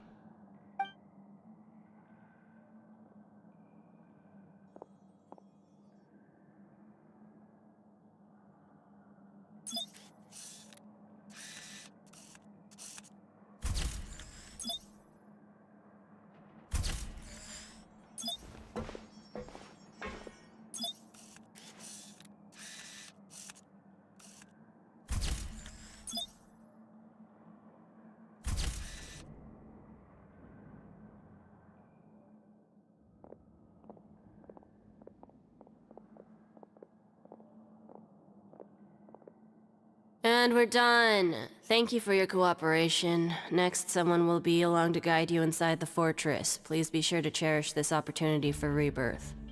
Huh? Rebirth? Isn't that a little much? We're only gonna be here for 45 days! You two are the new inmates, right?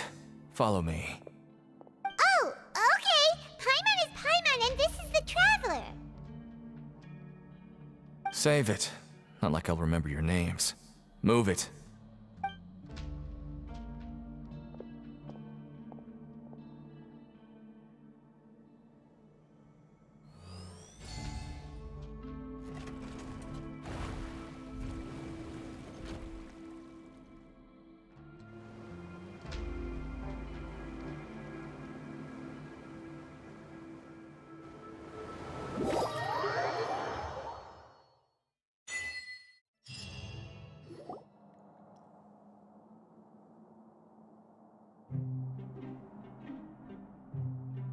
So, are you one of the guards here? Is there anything we should be careful of while we're here?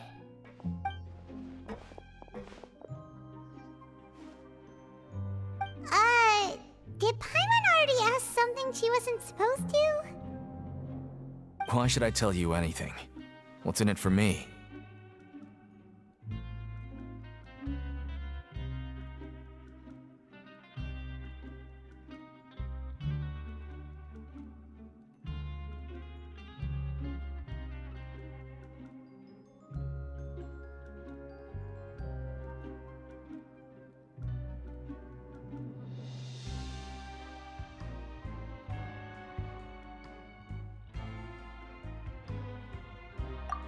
This is exactly why I can't stand new fish.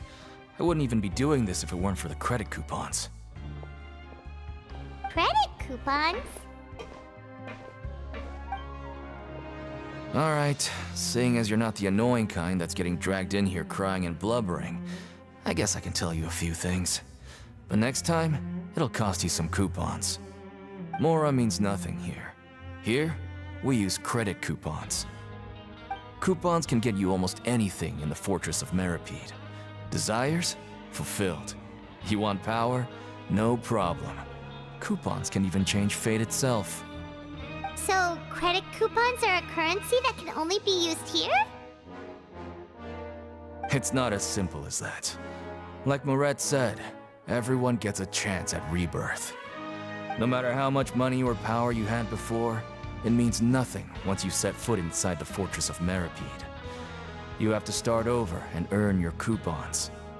Everyone starts from the same place, and you have a chance at a new, less terrible life. I guess that's the real purpose of the coupons.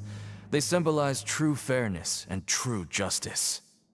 And this is also exactly why so many criminals choose not to return to the outside world, even after they've served their sentence. Oh, so that's what the Fortress of Meropide is like. Huh. Paimon was under the impression that it'd be more like a prison. It certainly ain't all sunshine and roses here, but it's also not the worst place to be. You'd better take a good look at the scenery now. It'll be the last chance you get for a while. After being away from the sunlight for so long, even the terrifying depths of the sea start to feel like home. It just stops feeling oppressive, you know? Oh, I'm actually an inmate like you two. Welcoming newcomers is a job I've picked up to earn some extra coupons.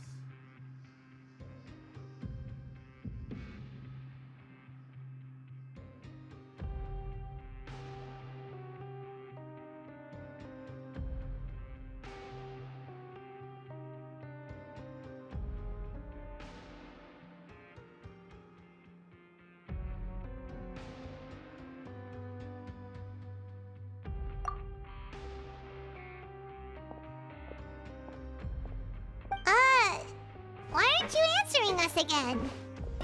I've told you enough for free. Any more info is gonna cost you. So all you care about is Mora! Wait, no. Coupons? Almost there. It's down through here. Your turn to give it a try.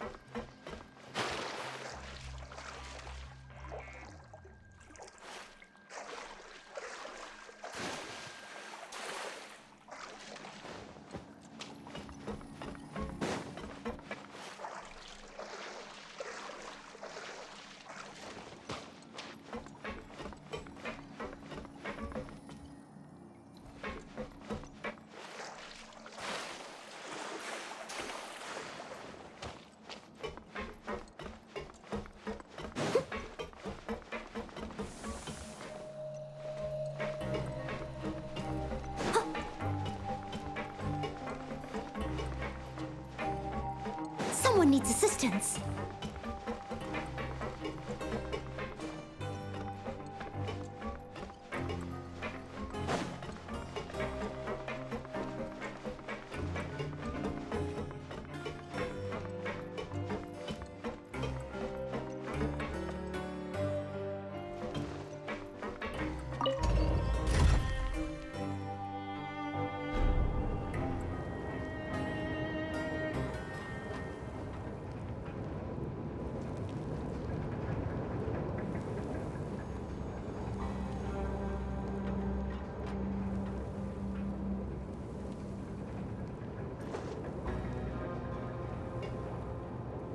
So, we're going even deeper now?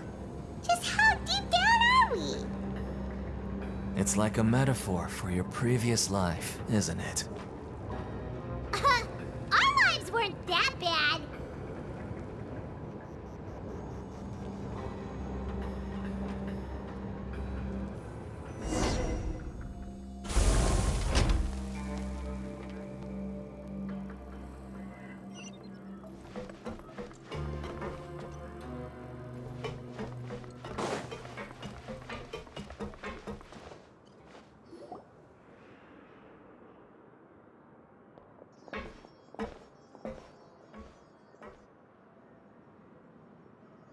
So this is the actual entrance to the Fortress of Meropide?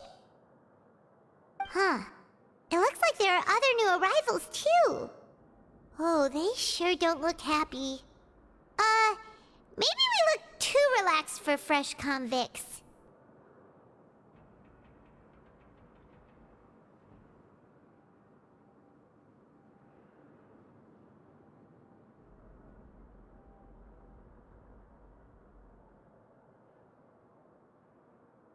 Oh, right. We're on someone else's territory now. We need to think of a good way to act like criminals to get by. If we're discovered, even Neuvillette might not be able to rescue us.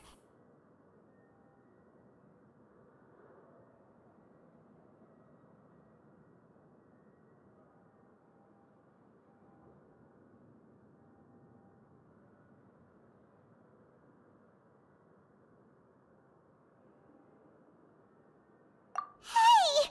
Don't scare Paimon! Oh, Paimon's not ready for all this! Look, I don't really know you, and I have no idea what kind of crime you committed, but... You wouldn't have happened to anger someone important, did you? Someone important? Paimon doesn't think so. Wait, why are you suddenly trying to talk to us now? Now's not the time to worry about that. Anyway, it's over there, so... You just go on over there by yourselves. I've done my job, so... Good luck. What was that all about? Wait a second. Are there usually so many garter mechs around here?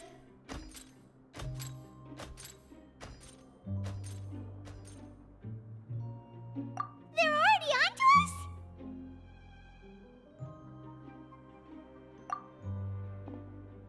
Prisoners numbers 7459 and 7560. Welcome. Oh, no need to be anxious. These Gardamex aren't here to attack you. In fact, they're here as your honor guard. When I heard that you were friends of Monsieur Neuvillette, I had the Gardamex come and wait in formation. Wait, you know about our connection with Neuvillette? The seafloor isn't as cut off from the world as you might imagine. However, I'm afraid that I know nothing more than that you are friends of the Udex. And as you can see, committing a crime means being sentenced here, even if you're friends with the Chief Justice. Quite fair. The Duke! Greetings, Your Grace. Lovely weather today, isn't it? Oh, greetings, my good fellow. Well, I'm willing to imagine that the weather is as good outside the sea as you say it is. How great it would have been if only the Fortress of Meripede had been built on the coast, huh? It would have been so convenient to enjoy a nice chat in the sunshine. My profuse apologies. I just got so nervous when I saw you, So this is the Duke. He sure looks a lot younger than Paimon imagined. The Traveler and Paimon, correct? Mr. Deacon here was responsible for your welcome. I trust you were satisfied with his guidance?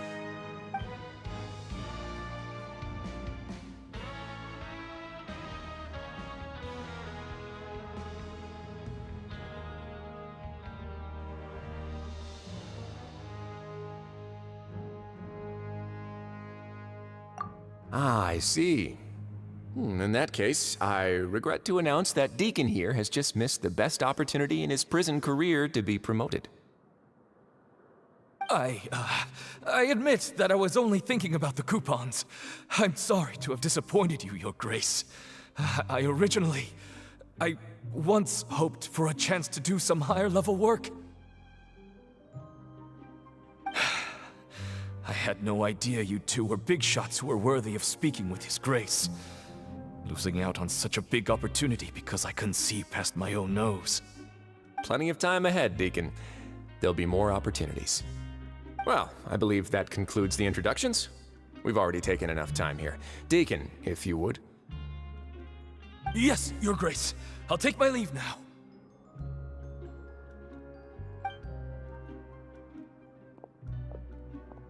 Please, follow me. To make you feel more welcome, I'll show you around the various facilities of the Fortress of Meripede. I hope it'll help you adjust to life here. He's going to personally give us a cure? Huh. Paimon can't figure out what this guy's thinking at all. No wonder Charlotte's so interested in him. He's one of those mysterious types. Alright, let's keep up with him.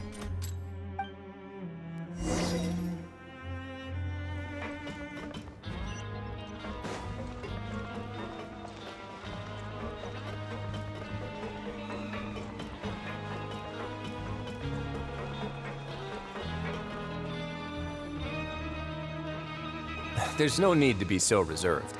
The label of criminal is nothing but one of many identities, and being criminally inclined here at the fortress is just one of many ways to survive. Is it really okay for the warden to think like that? We're real criminals, you know. What if we're too difficult to handle?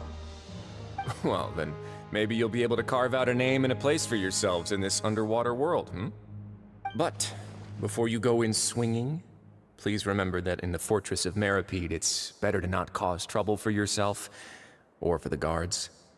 Now, we've arrived at a very important place, the Coupon Cafeteria. You can come here and claim one welfare meal each day. Welfare meal? You mean it doesn't cost anything? That's right. Criminals are essential to fortress operations, so we must guarantee that they at least have the basic means to survive. But that's not how it was. Back in the day, it cost you credit coupons just to get a cup of water here. For fish like you who just arrived with nothing, you'd have to go to work hungry until you earned enough coupons to eat. It was only after His Grace became the administrator that we got the free meal rule. Now everyone gets a square meal every day, even no-good slackers who've never picked up a wrench in their whole lives. Nobody starves to death here. In the Fortress of Meropide, credit coupons are the only currency, and everything must be purchased. In some sense, you could say using the coupons is a form of trade. But trade is always conducted by people. So if we want trade here to prosper, we need everyone to work hard and live their lives. If nobody could even afford a meal, then the whole fortress would be up in arms. And that would only make things more difficult for me. So, rather than saying that we're giving everyone a free meal here, you should say that everyone's hard work has improved the living conditions in the Fortress of Meropide. Your Grace's reasoning is correct, but what I said is also true. Whatever the case, hard work is rewarded here. You'd be hard-pressed to find anywhere else as fair and reasonable. Right! Paimon sees your point. By that logic, this place doesn't seem so bad after all. Oh, wait, no. We shouldn't drop our guard so quickly. But it seems the inmates really respect the Duke because of his attitude, right? We should still try to verify the truth with our own eyes. Let's continue this way.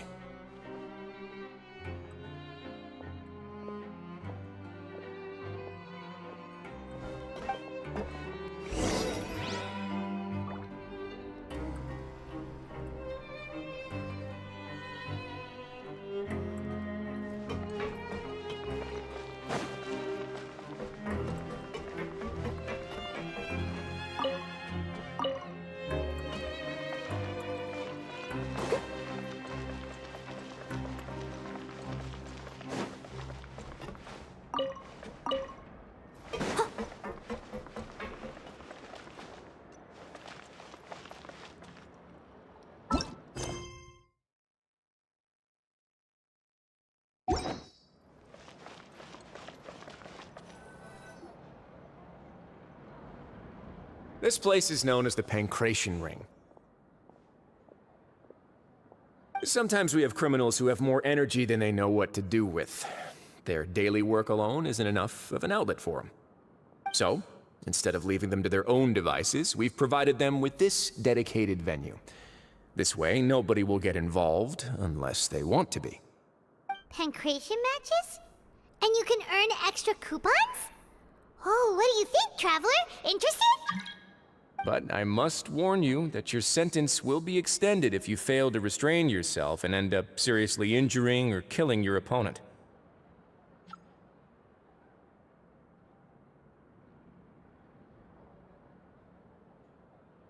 So, did you set this place up too? No, actually. I just granted approval for the organizer to use this area to build the ring, and I collect a portion of the proceeds in return. Of course, the fees are also quite useful. Oh. Do you mind if we ask what they're used for? Sure. Ensuring personal safety, maintaining the arena, and resolving any conflicts that arise. Why? Are you interested in how to manage a pancration ring? Oh, Oh, Paimon was just wondering if that's how you paid for everyone's welfare meals. A reasonable guess. I see you have a talent for entrepreneurship. Oh, you hear that? Paimon has a talent! So we can start a business here? That is something you can discuss between yourselves later. Let's move on for now.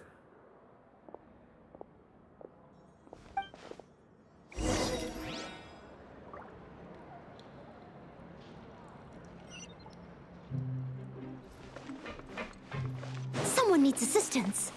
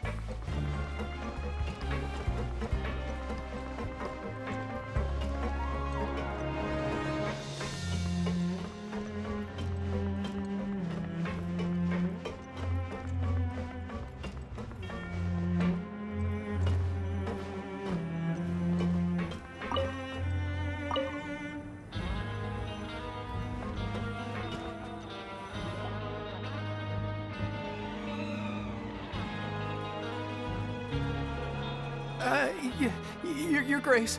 Good morning. I mean, good afternoon. No, wait, what time is it again? What time indeed? Time waits for no one, so it's best to keep an eye on it. My apologies, Your Grace. Jeez, that guy's so nervous he almost forgot to breathe. Sorry, forgive my manners. These are the dormitories, which is where inmates sleep. The guards will inform you where your bunk is later. In the Fortress of Meripede, criminals usually spend most of their time in either the production zone or the sleeping areas. The production zone? What does it produce? Is that where we'll be working? Not necessarily. Though working in the production zone is the most reliable way to earn credit coupons. If you have other skills, you can skip your shifts to earn them in other ways. Wow. Wait, you're the manager of this place, and you're just telling us to our faces that it's okay to skip work? The fact that the Fortress of Meripede has continued operating completely autonomously is proof enough that most people are willing to work honestly and earn a stable income. As for what we produce, many of the clockwork machines seen all over Fontaine originate from our workshop. Therefore, the Fortress of Meripede is not only a place where criminals serve their sentences, but also a giant machine factory. There's no need for me to get into specifics about the production process now. You'll experience it all firsthand when you report for work tomorrow.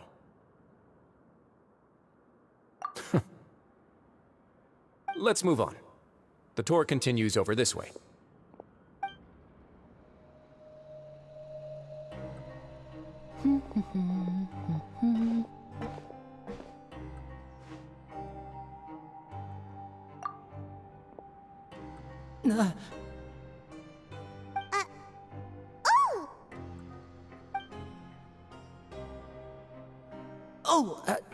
You really scared me there. I didn't expect to see you here, Your Grace. I thought maybe I was so tired from work that I was starting to see things. The only thing you should be seeing is the work in front of you. Stay focused and keep up the pace. Oh? Is something the matter? It's nothing. Paimon's just worried about how hard we'll have to work tomorrow.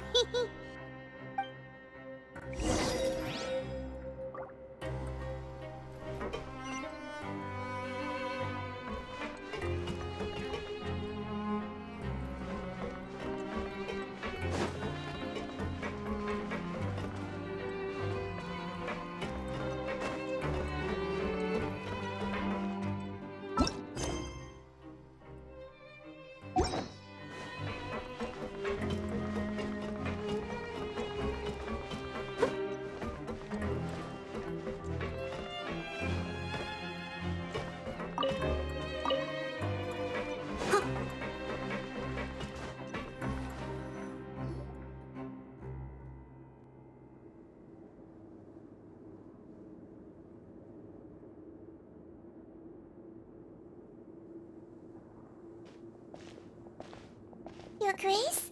What are you doing in the infirmary at a time like this? Oh no, you didn't injure yourself, did you? Not yet, unfortunately for you.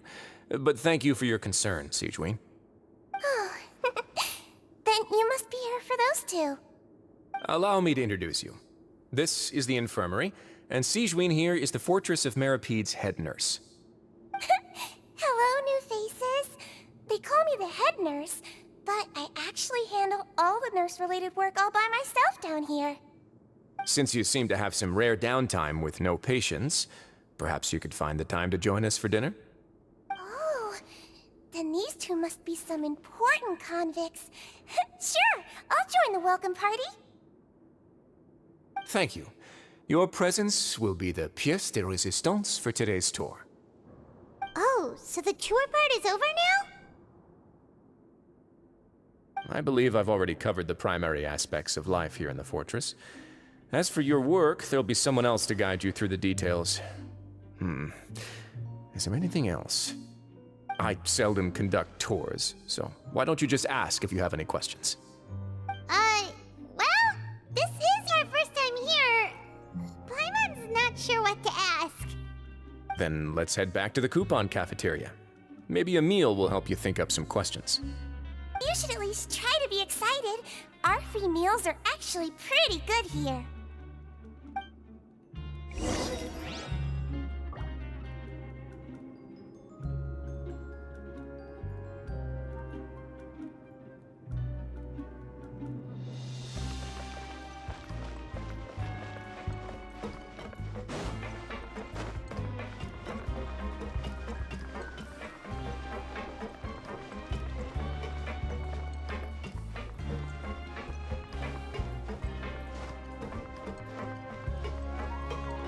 Someone needs assistance.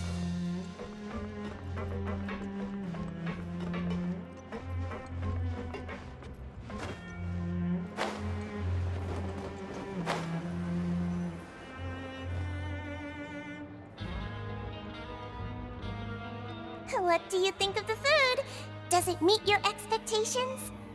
Wow, it looks delicious! Neverlet made it sound like living conditions in the Fortress of Meripede wasn't very good.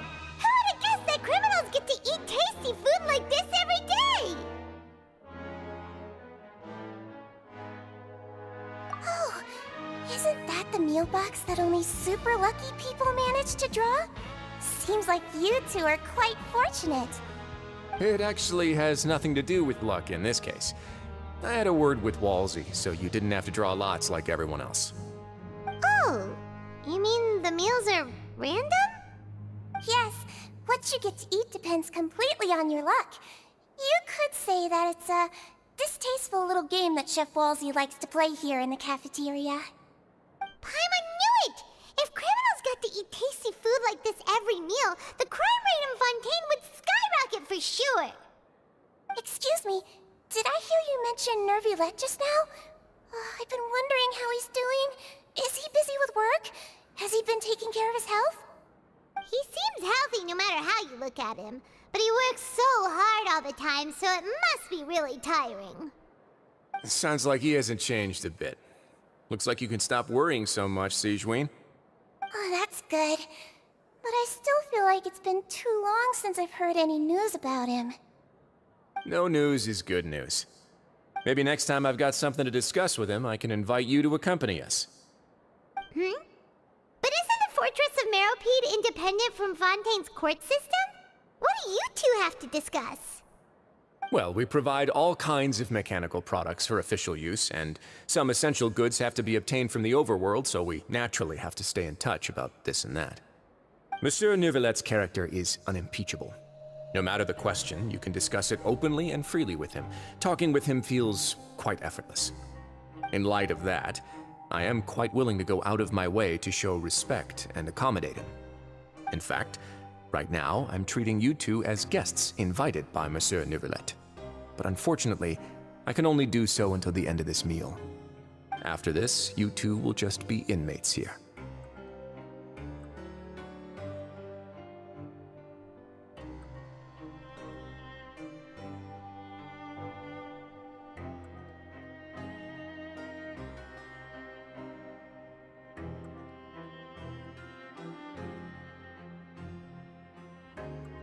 You're very welcome.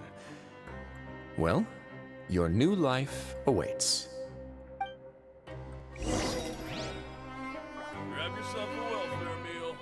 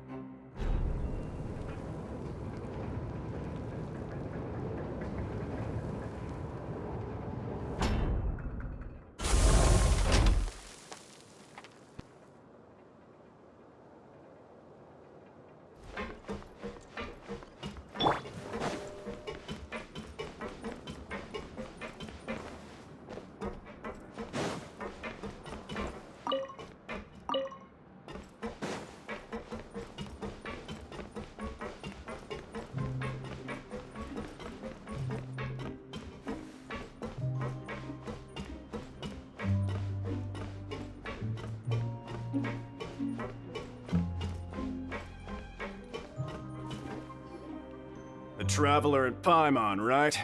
Listen up. As new inmates, the only thing you need to worry about is what to do and when to do it. Don't make any extra trouble for yourself. Your bunks are right over there. Follow me.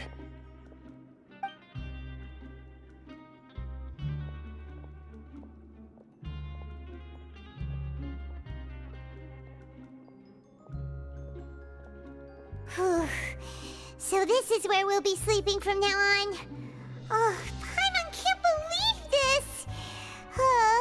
The days of staying home and reading detective stories are like a dream now. By the way, Traveler, we saw a lot of things worth investigating just now. Even though the Duke didn't say it too directly, judging from what he said at the end, it seems that he was only welcoming because we know Neuvillette. We are criminals, and Paimon did eat that cake, but we're actually here to help Neuvillette. Is it possible that he knows we're here on a mission? Or is Paimon overthinking things?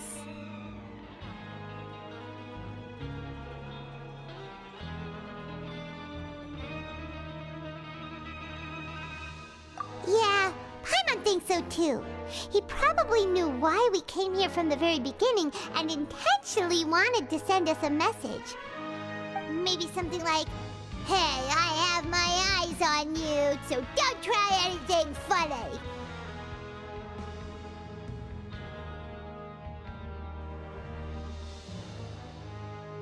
Yeah, you're right. It's not like we can go back to Neuvillette empty-handed and say, "The dude looks scary, so we gave up."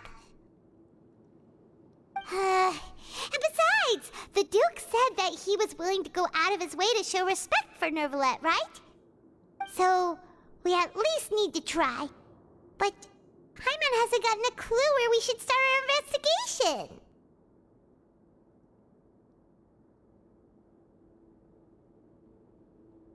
You mean...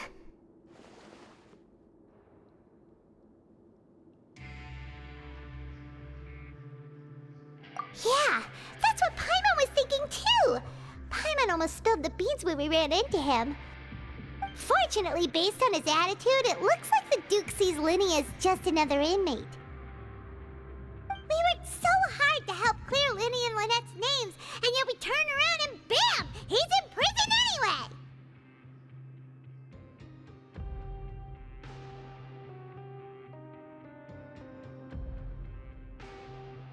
Oh, right! Linny and Lynette are from the House of the Hearth. They work for the Knave, so they could be here to investigate too!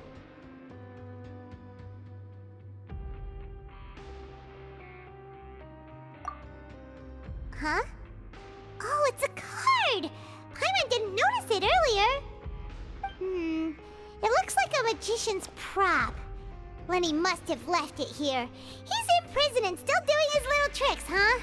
What let Paimon have a look.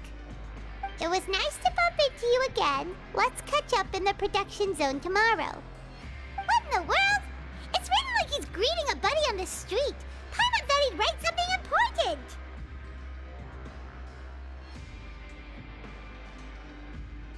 If you say so, we can ask him what's going on tomorrow. Let's get some rest now.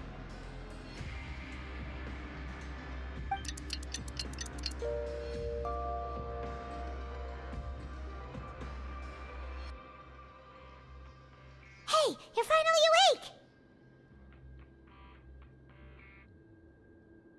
Well, it's Paimon's first day as a prisoner. Last night, Paimon dreamed about getting interrogated by the guards until Paimon told them everything, and then Paimon woke up.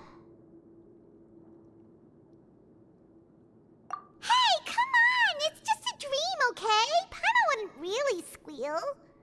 Maybe? Hey, lazy bones! What are you still doing here? If you don't want to starve, then get yourselves over to the production zone. Sorry! We're going right away!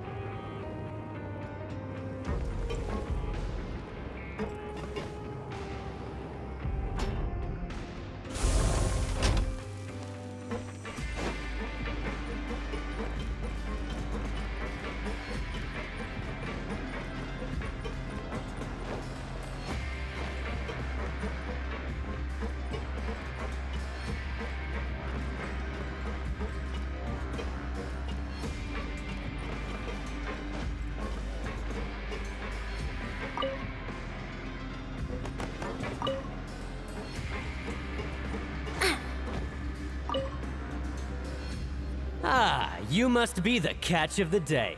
Looks like you've got some luck getting assigned this space. Yep, we just arrived yesterday and... Don't interrupt me when I'm speaking! Yes, sir. Listen carefully to my instructions. I don't want any mishaps. Every machine here is worth more than the both of you. Working around these machines can be very dangerous. Do your job well, and you can eat in the cafeteria after your shift. Get sloppy, and you dine in the infirmary. Anyway, the Fortress of Merope doesn't want to lose a single one of its machines. And it also doesn't want to waste the production potential of any inmate. You got that? Got it! Your job is to use the machine over there to process widgets. Watch carefully, and make sure you step on the pedal at the right time. If the machine gets jammed, then give it a little maintenance with your fist. Here, take this. Bring me the processed widgets, and I'll give you some credit coupons in exchange.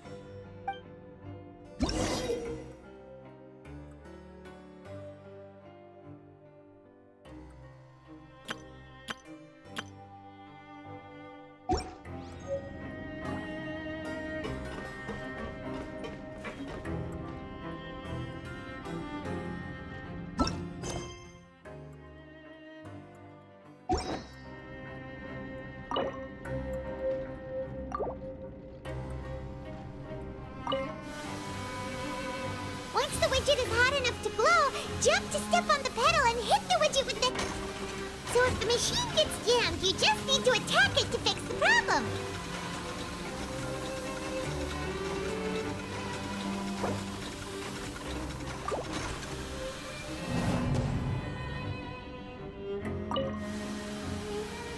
Once the widget is hot enough to glow, jump to step on the pedal and hit the widget with the... So if the machine gets jammed, you just need to attack it to fix the problem.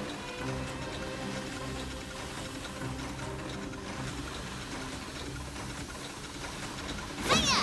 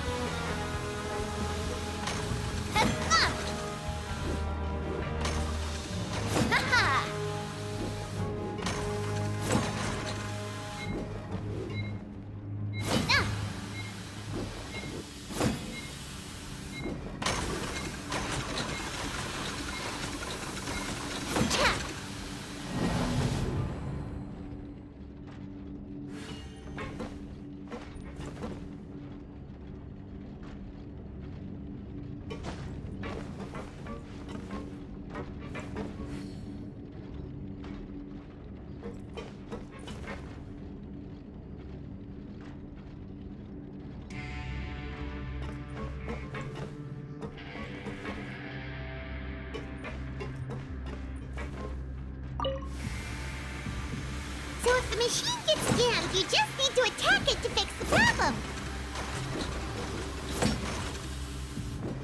Hiya! Once the widget is hot enough to glow, jump to step on the pedal and hit the widget with the hammer.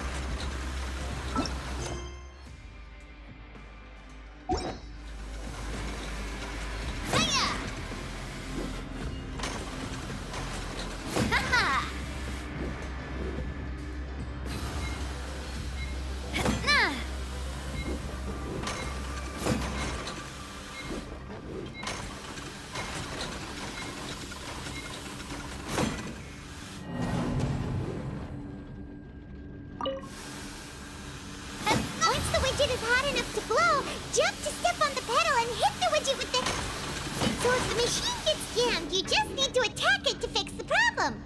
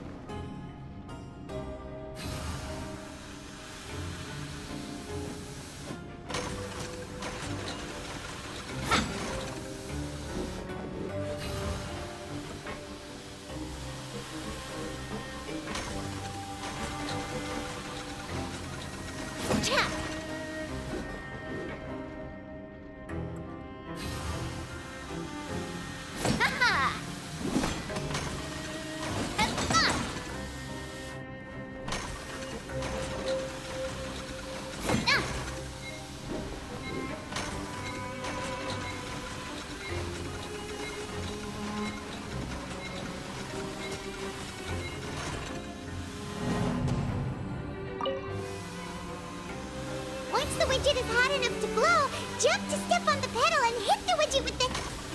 So if the machine gets jammed, you just need to attack it to fix the problem.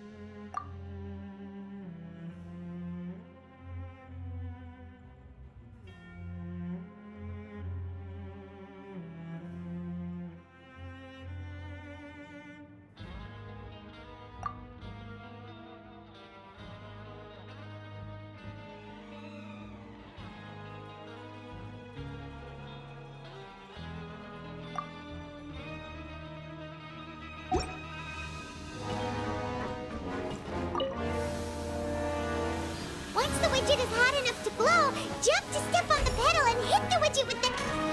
So if the machine gets jammed, you just need to attack it to fix the problem.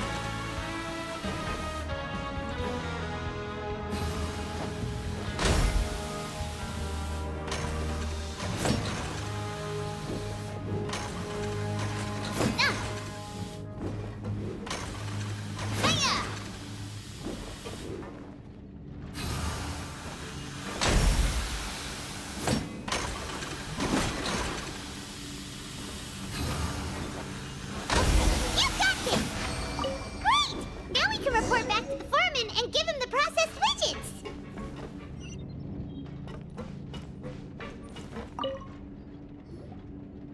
Huh. This one is tolerable. Though since the processing is done by machine, the product is all pretty much the same anyway. Alright, I'll pass you for now. And we'll count up how many credit coupons you've earned.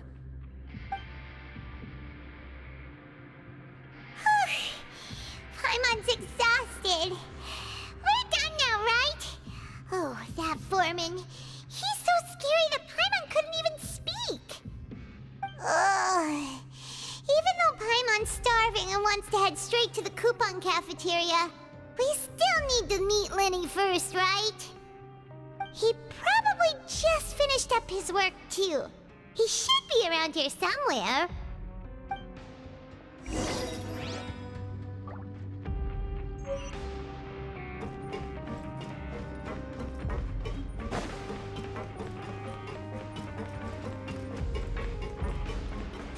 Lenny? Mr. Magician? Where are you? Oh, this had better not be some disappearing act. Doesn't seem to be around here. Let's try looking somewhere else.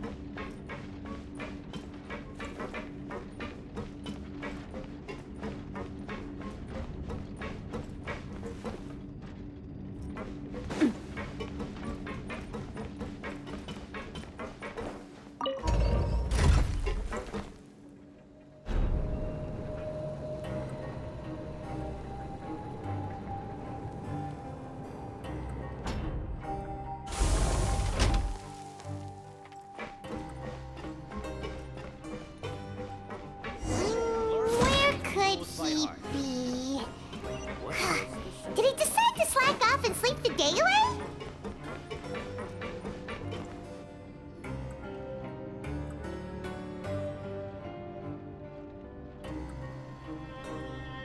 Hey, over here. Oh, you scared Paimon! How did you appear out of nowhere like that? Oh, you scare so easily now? Is there something worrying you these days? You little... The only thing we're worried about was trying to find you. Sorry. Come over here and keep it down.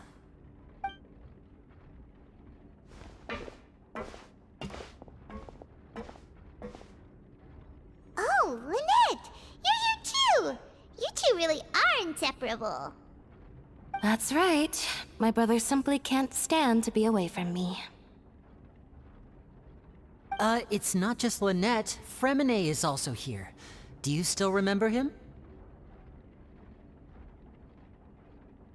Oh, you mean that diver from the House of the Hearth, right? Pyro remembers seeing him in the Court of Fontaine before. Now hurry up and tell us, how did you end up as criminals this time? We fought so hard at court to prove you were innocent, but now it looks like our incredible court battle was for nothing! Sadly, even the teeniest of things can land you in prison these days. I put together a street performance and used the popularity we gained from the Opera House incident to attract a big crowd. And then? Next, I invited several audience members to participate in the show. And then, with the entire audience watching, their wallet suddenly disappeared. My brother was charged with theft, and I was charged as his accomplice, having assisted him in his crime. It really isn't that bad. The missing wallets are all in the leftmost drawer of the Maison Gardiennage's big filing cabinet. We just need to see how long it takes to discover them. Yep, we should be released then. In terms of the magic trick itself, I think the performance went perfectly. Leave it to Lenny to magic himself into prison.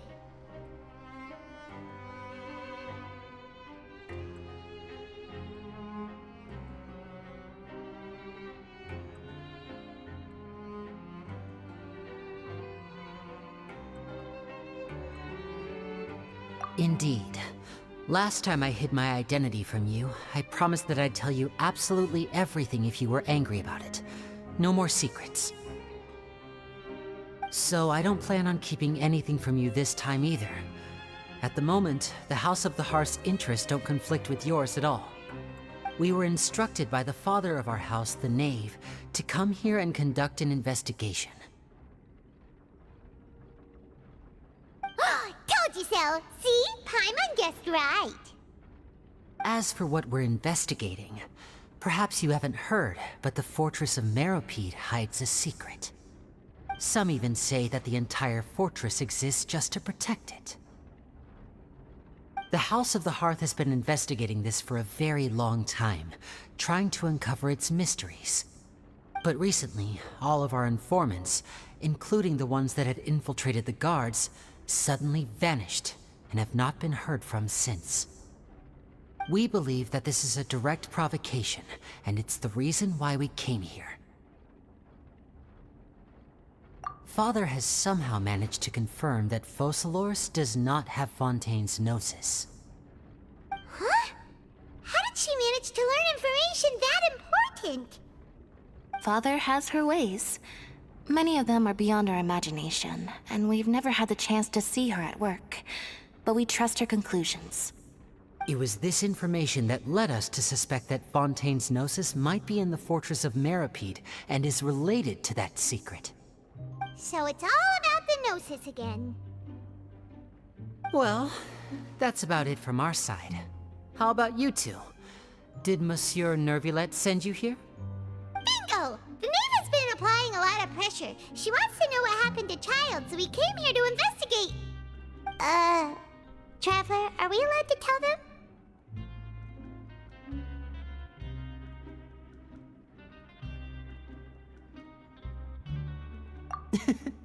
You don't need to worry too much about that. She's just asking for a report on Master Child's predicament as a means of pressuring you. Father used this situation as a pretext to negotiate with two high-ranking officials in the court of Fontaine. She actually just wants to be able to make concessions on this matter for gains elsewhere, almost like a bargaining chip. Sometimes you need an excuse to do things you otherwise couldn't.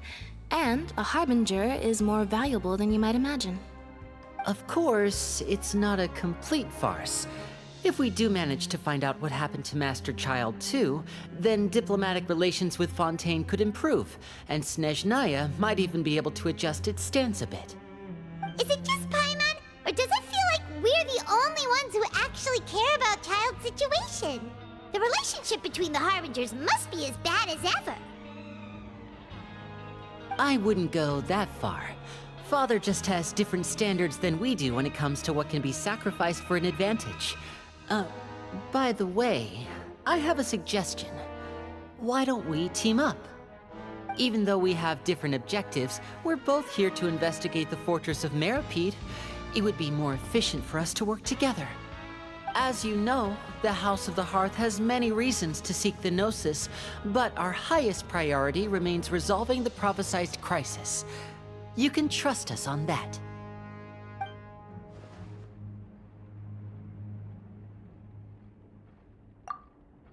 See, I I told you. Is that so? Sure enough, it won't be easy to convince them to cooperate with us. Lenny seems to be thinking pretty hard about something. Of course he is. Lenny has been looking forward to a chance to reach an understanding with you ever since last we met. Or, I should say, we were really looking forward to teaming up with you this time. Lynette, just tell them everything, why don't you? It's okay to open up a little.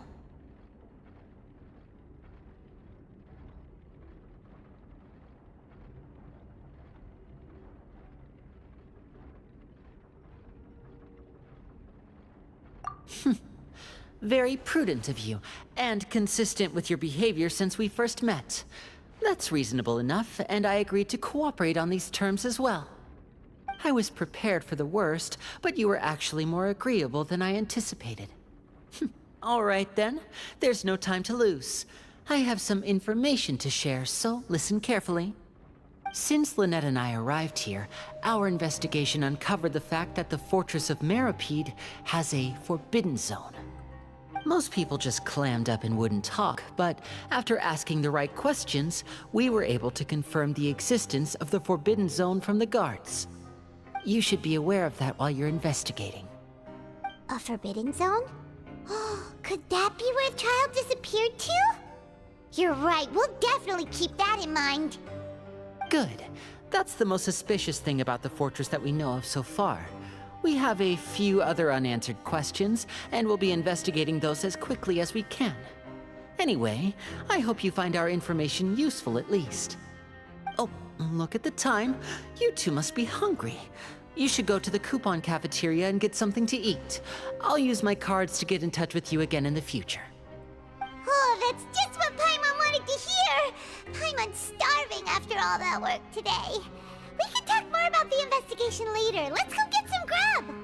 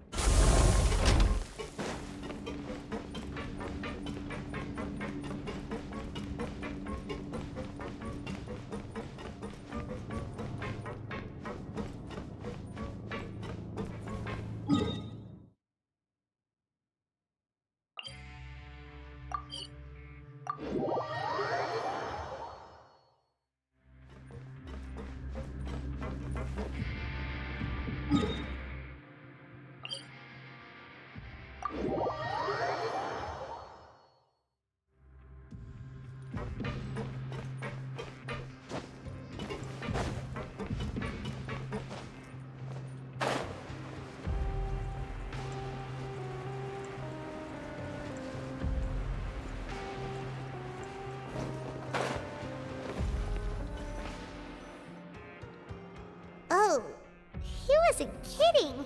Today's meal is nowhere near as good as last time. Oh, who knows how long it'll be until we're lucky enough to get that super tasty meal again.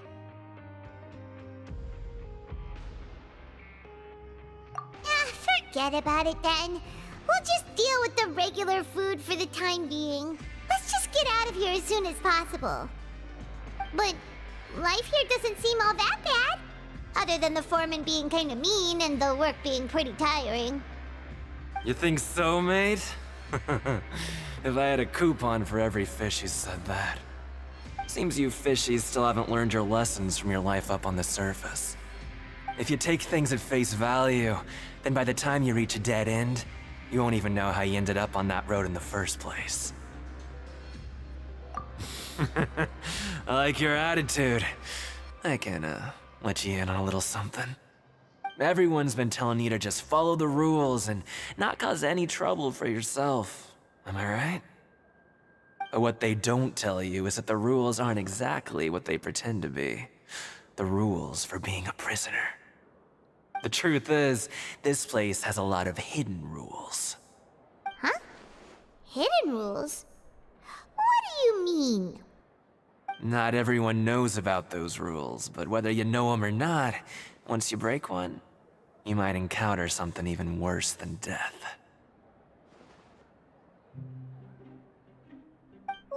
Really? Oh, now you're really scaring poor Paimon. Don't joke around like that!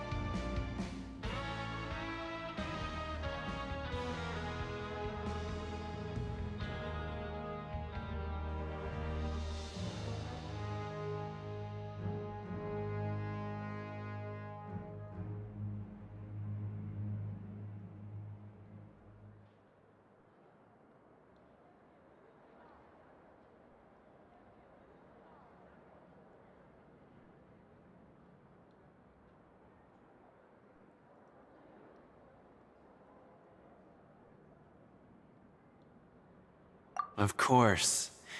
And I'd say that just disappearing would be one of the better outcomes.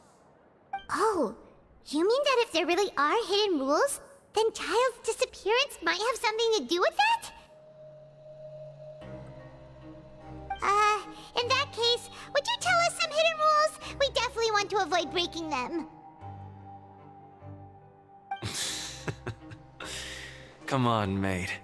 This is valuable information. The difference between life and death. Do you really think you can just ask and I would tell you? Paimon understands, but we don't have many credit coupons yet. Yeah, I know. Not like I'm going anywhere. Just come talk to me after you've saved enough. Moreover, you're new fish, freshly caught, and completely out of your element. What'd be the point in even telling you anything before you've gotten a handle on your new lives? Come and find me once you've been here longer. I'm usually around the rag and bone shop. Just call me V-Doc. Bye-bye now.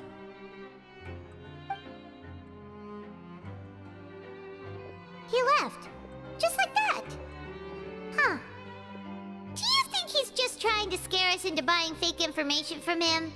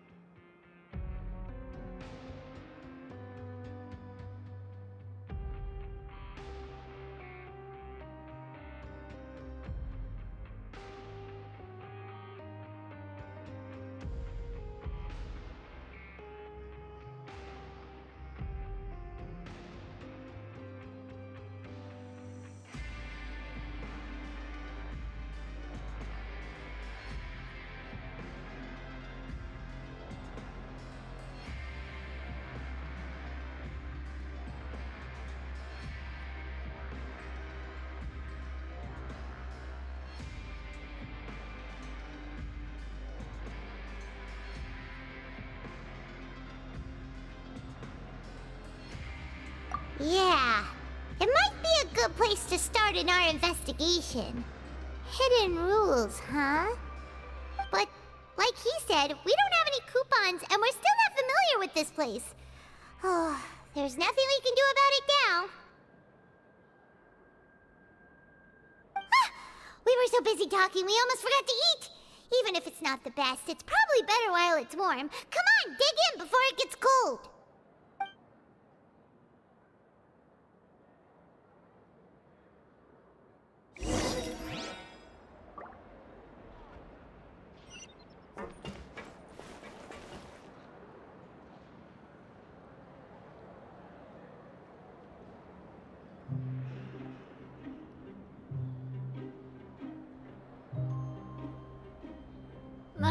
I really want to go traveling. I don't mind where we go, as long as I have my friends with me.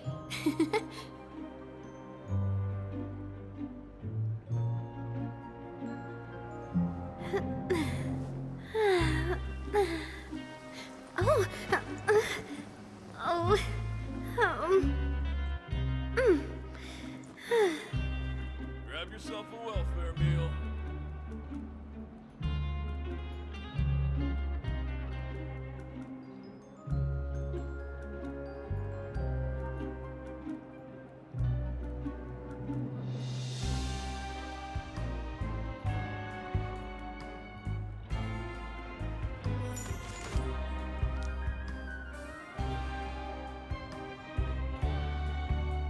Grab yourself a welfare meal.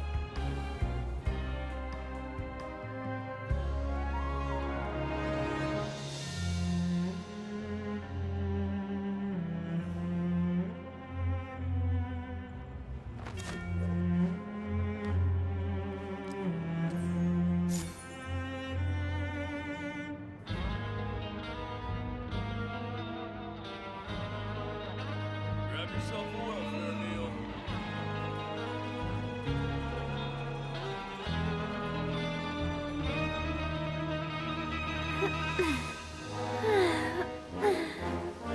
Oh,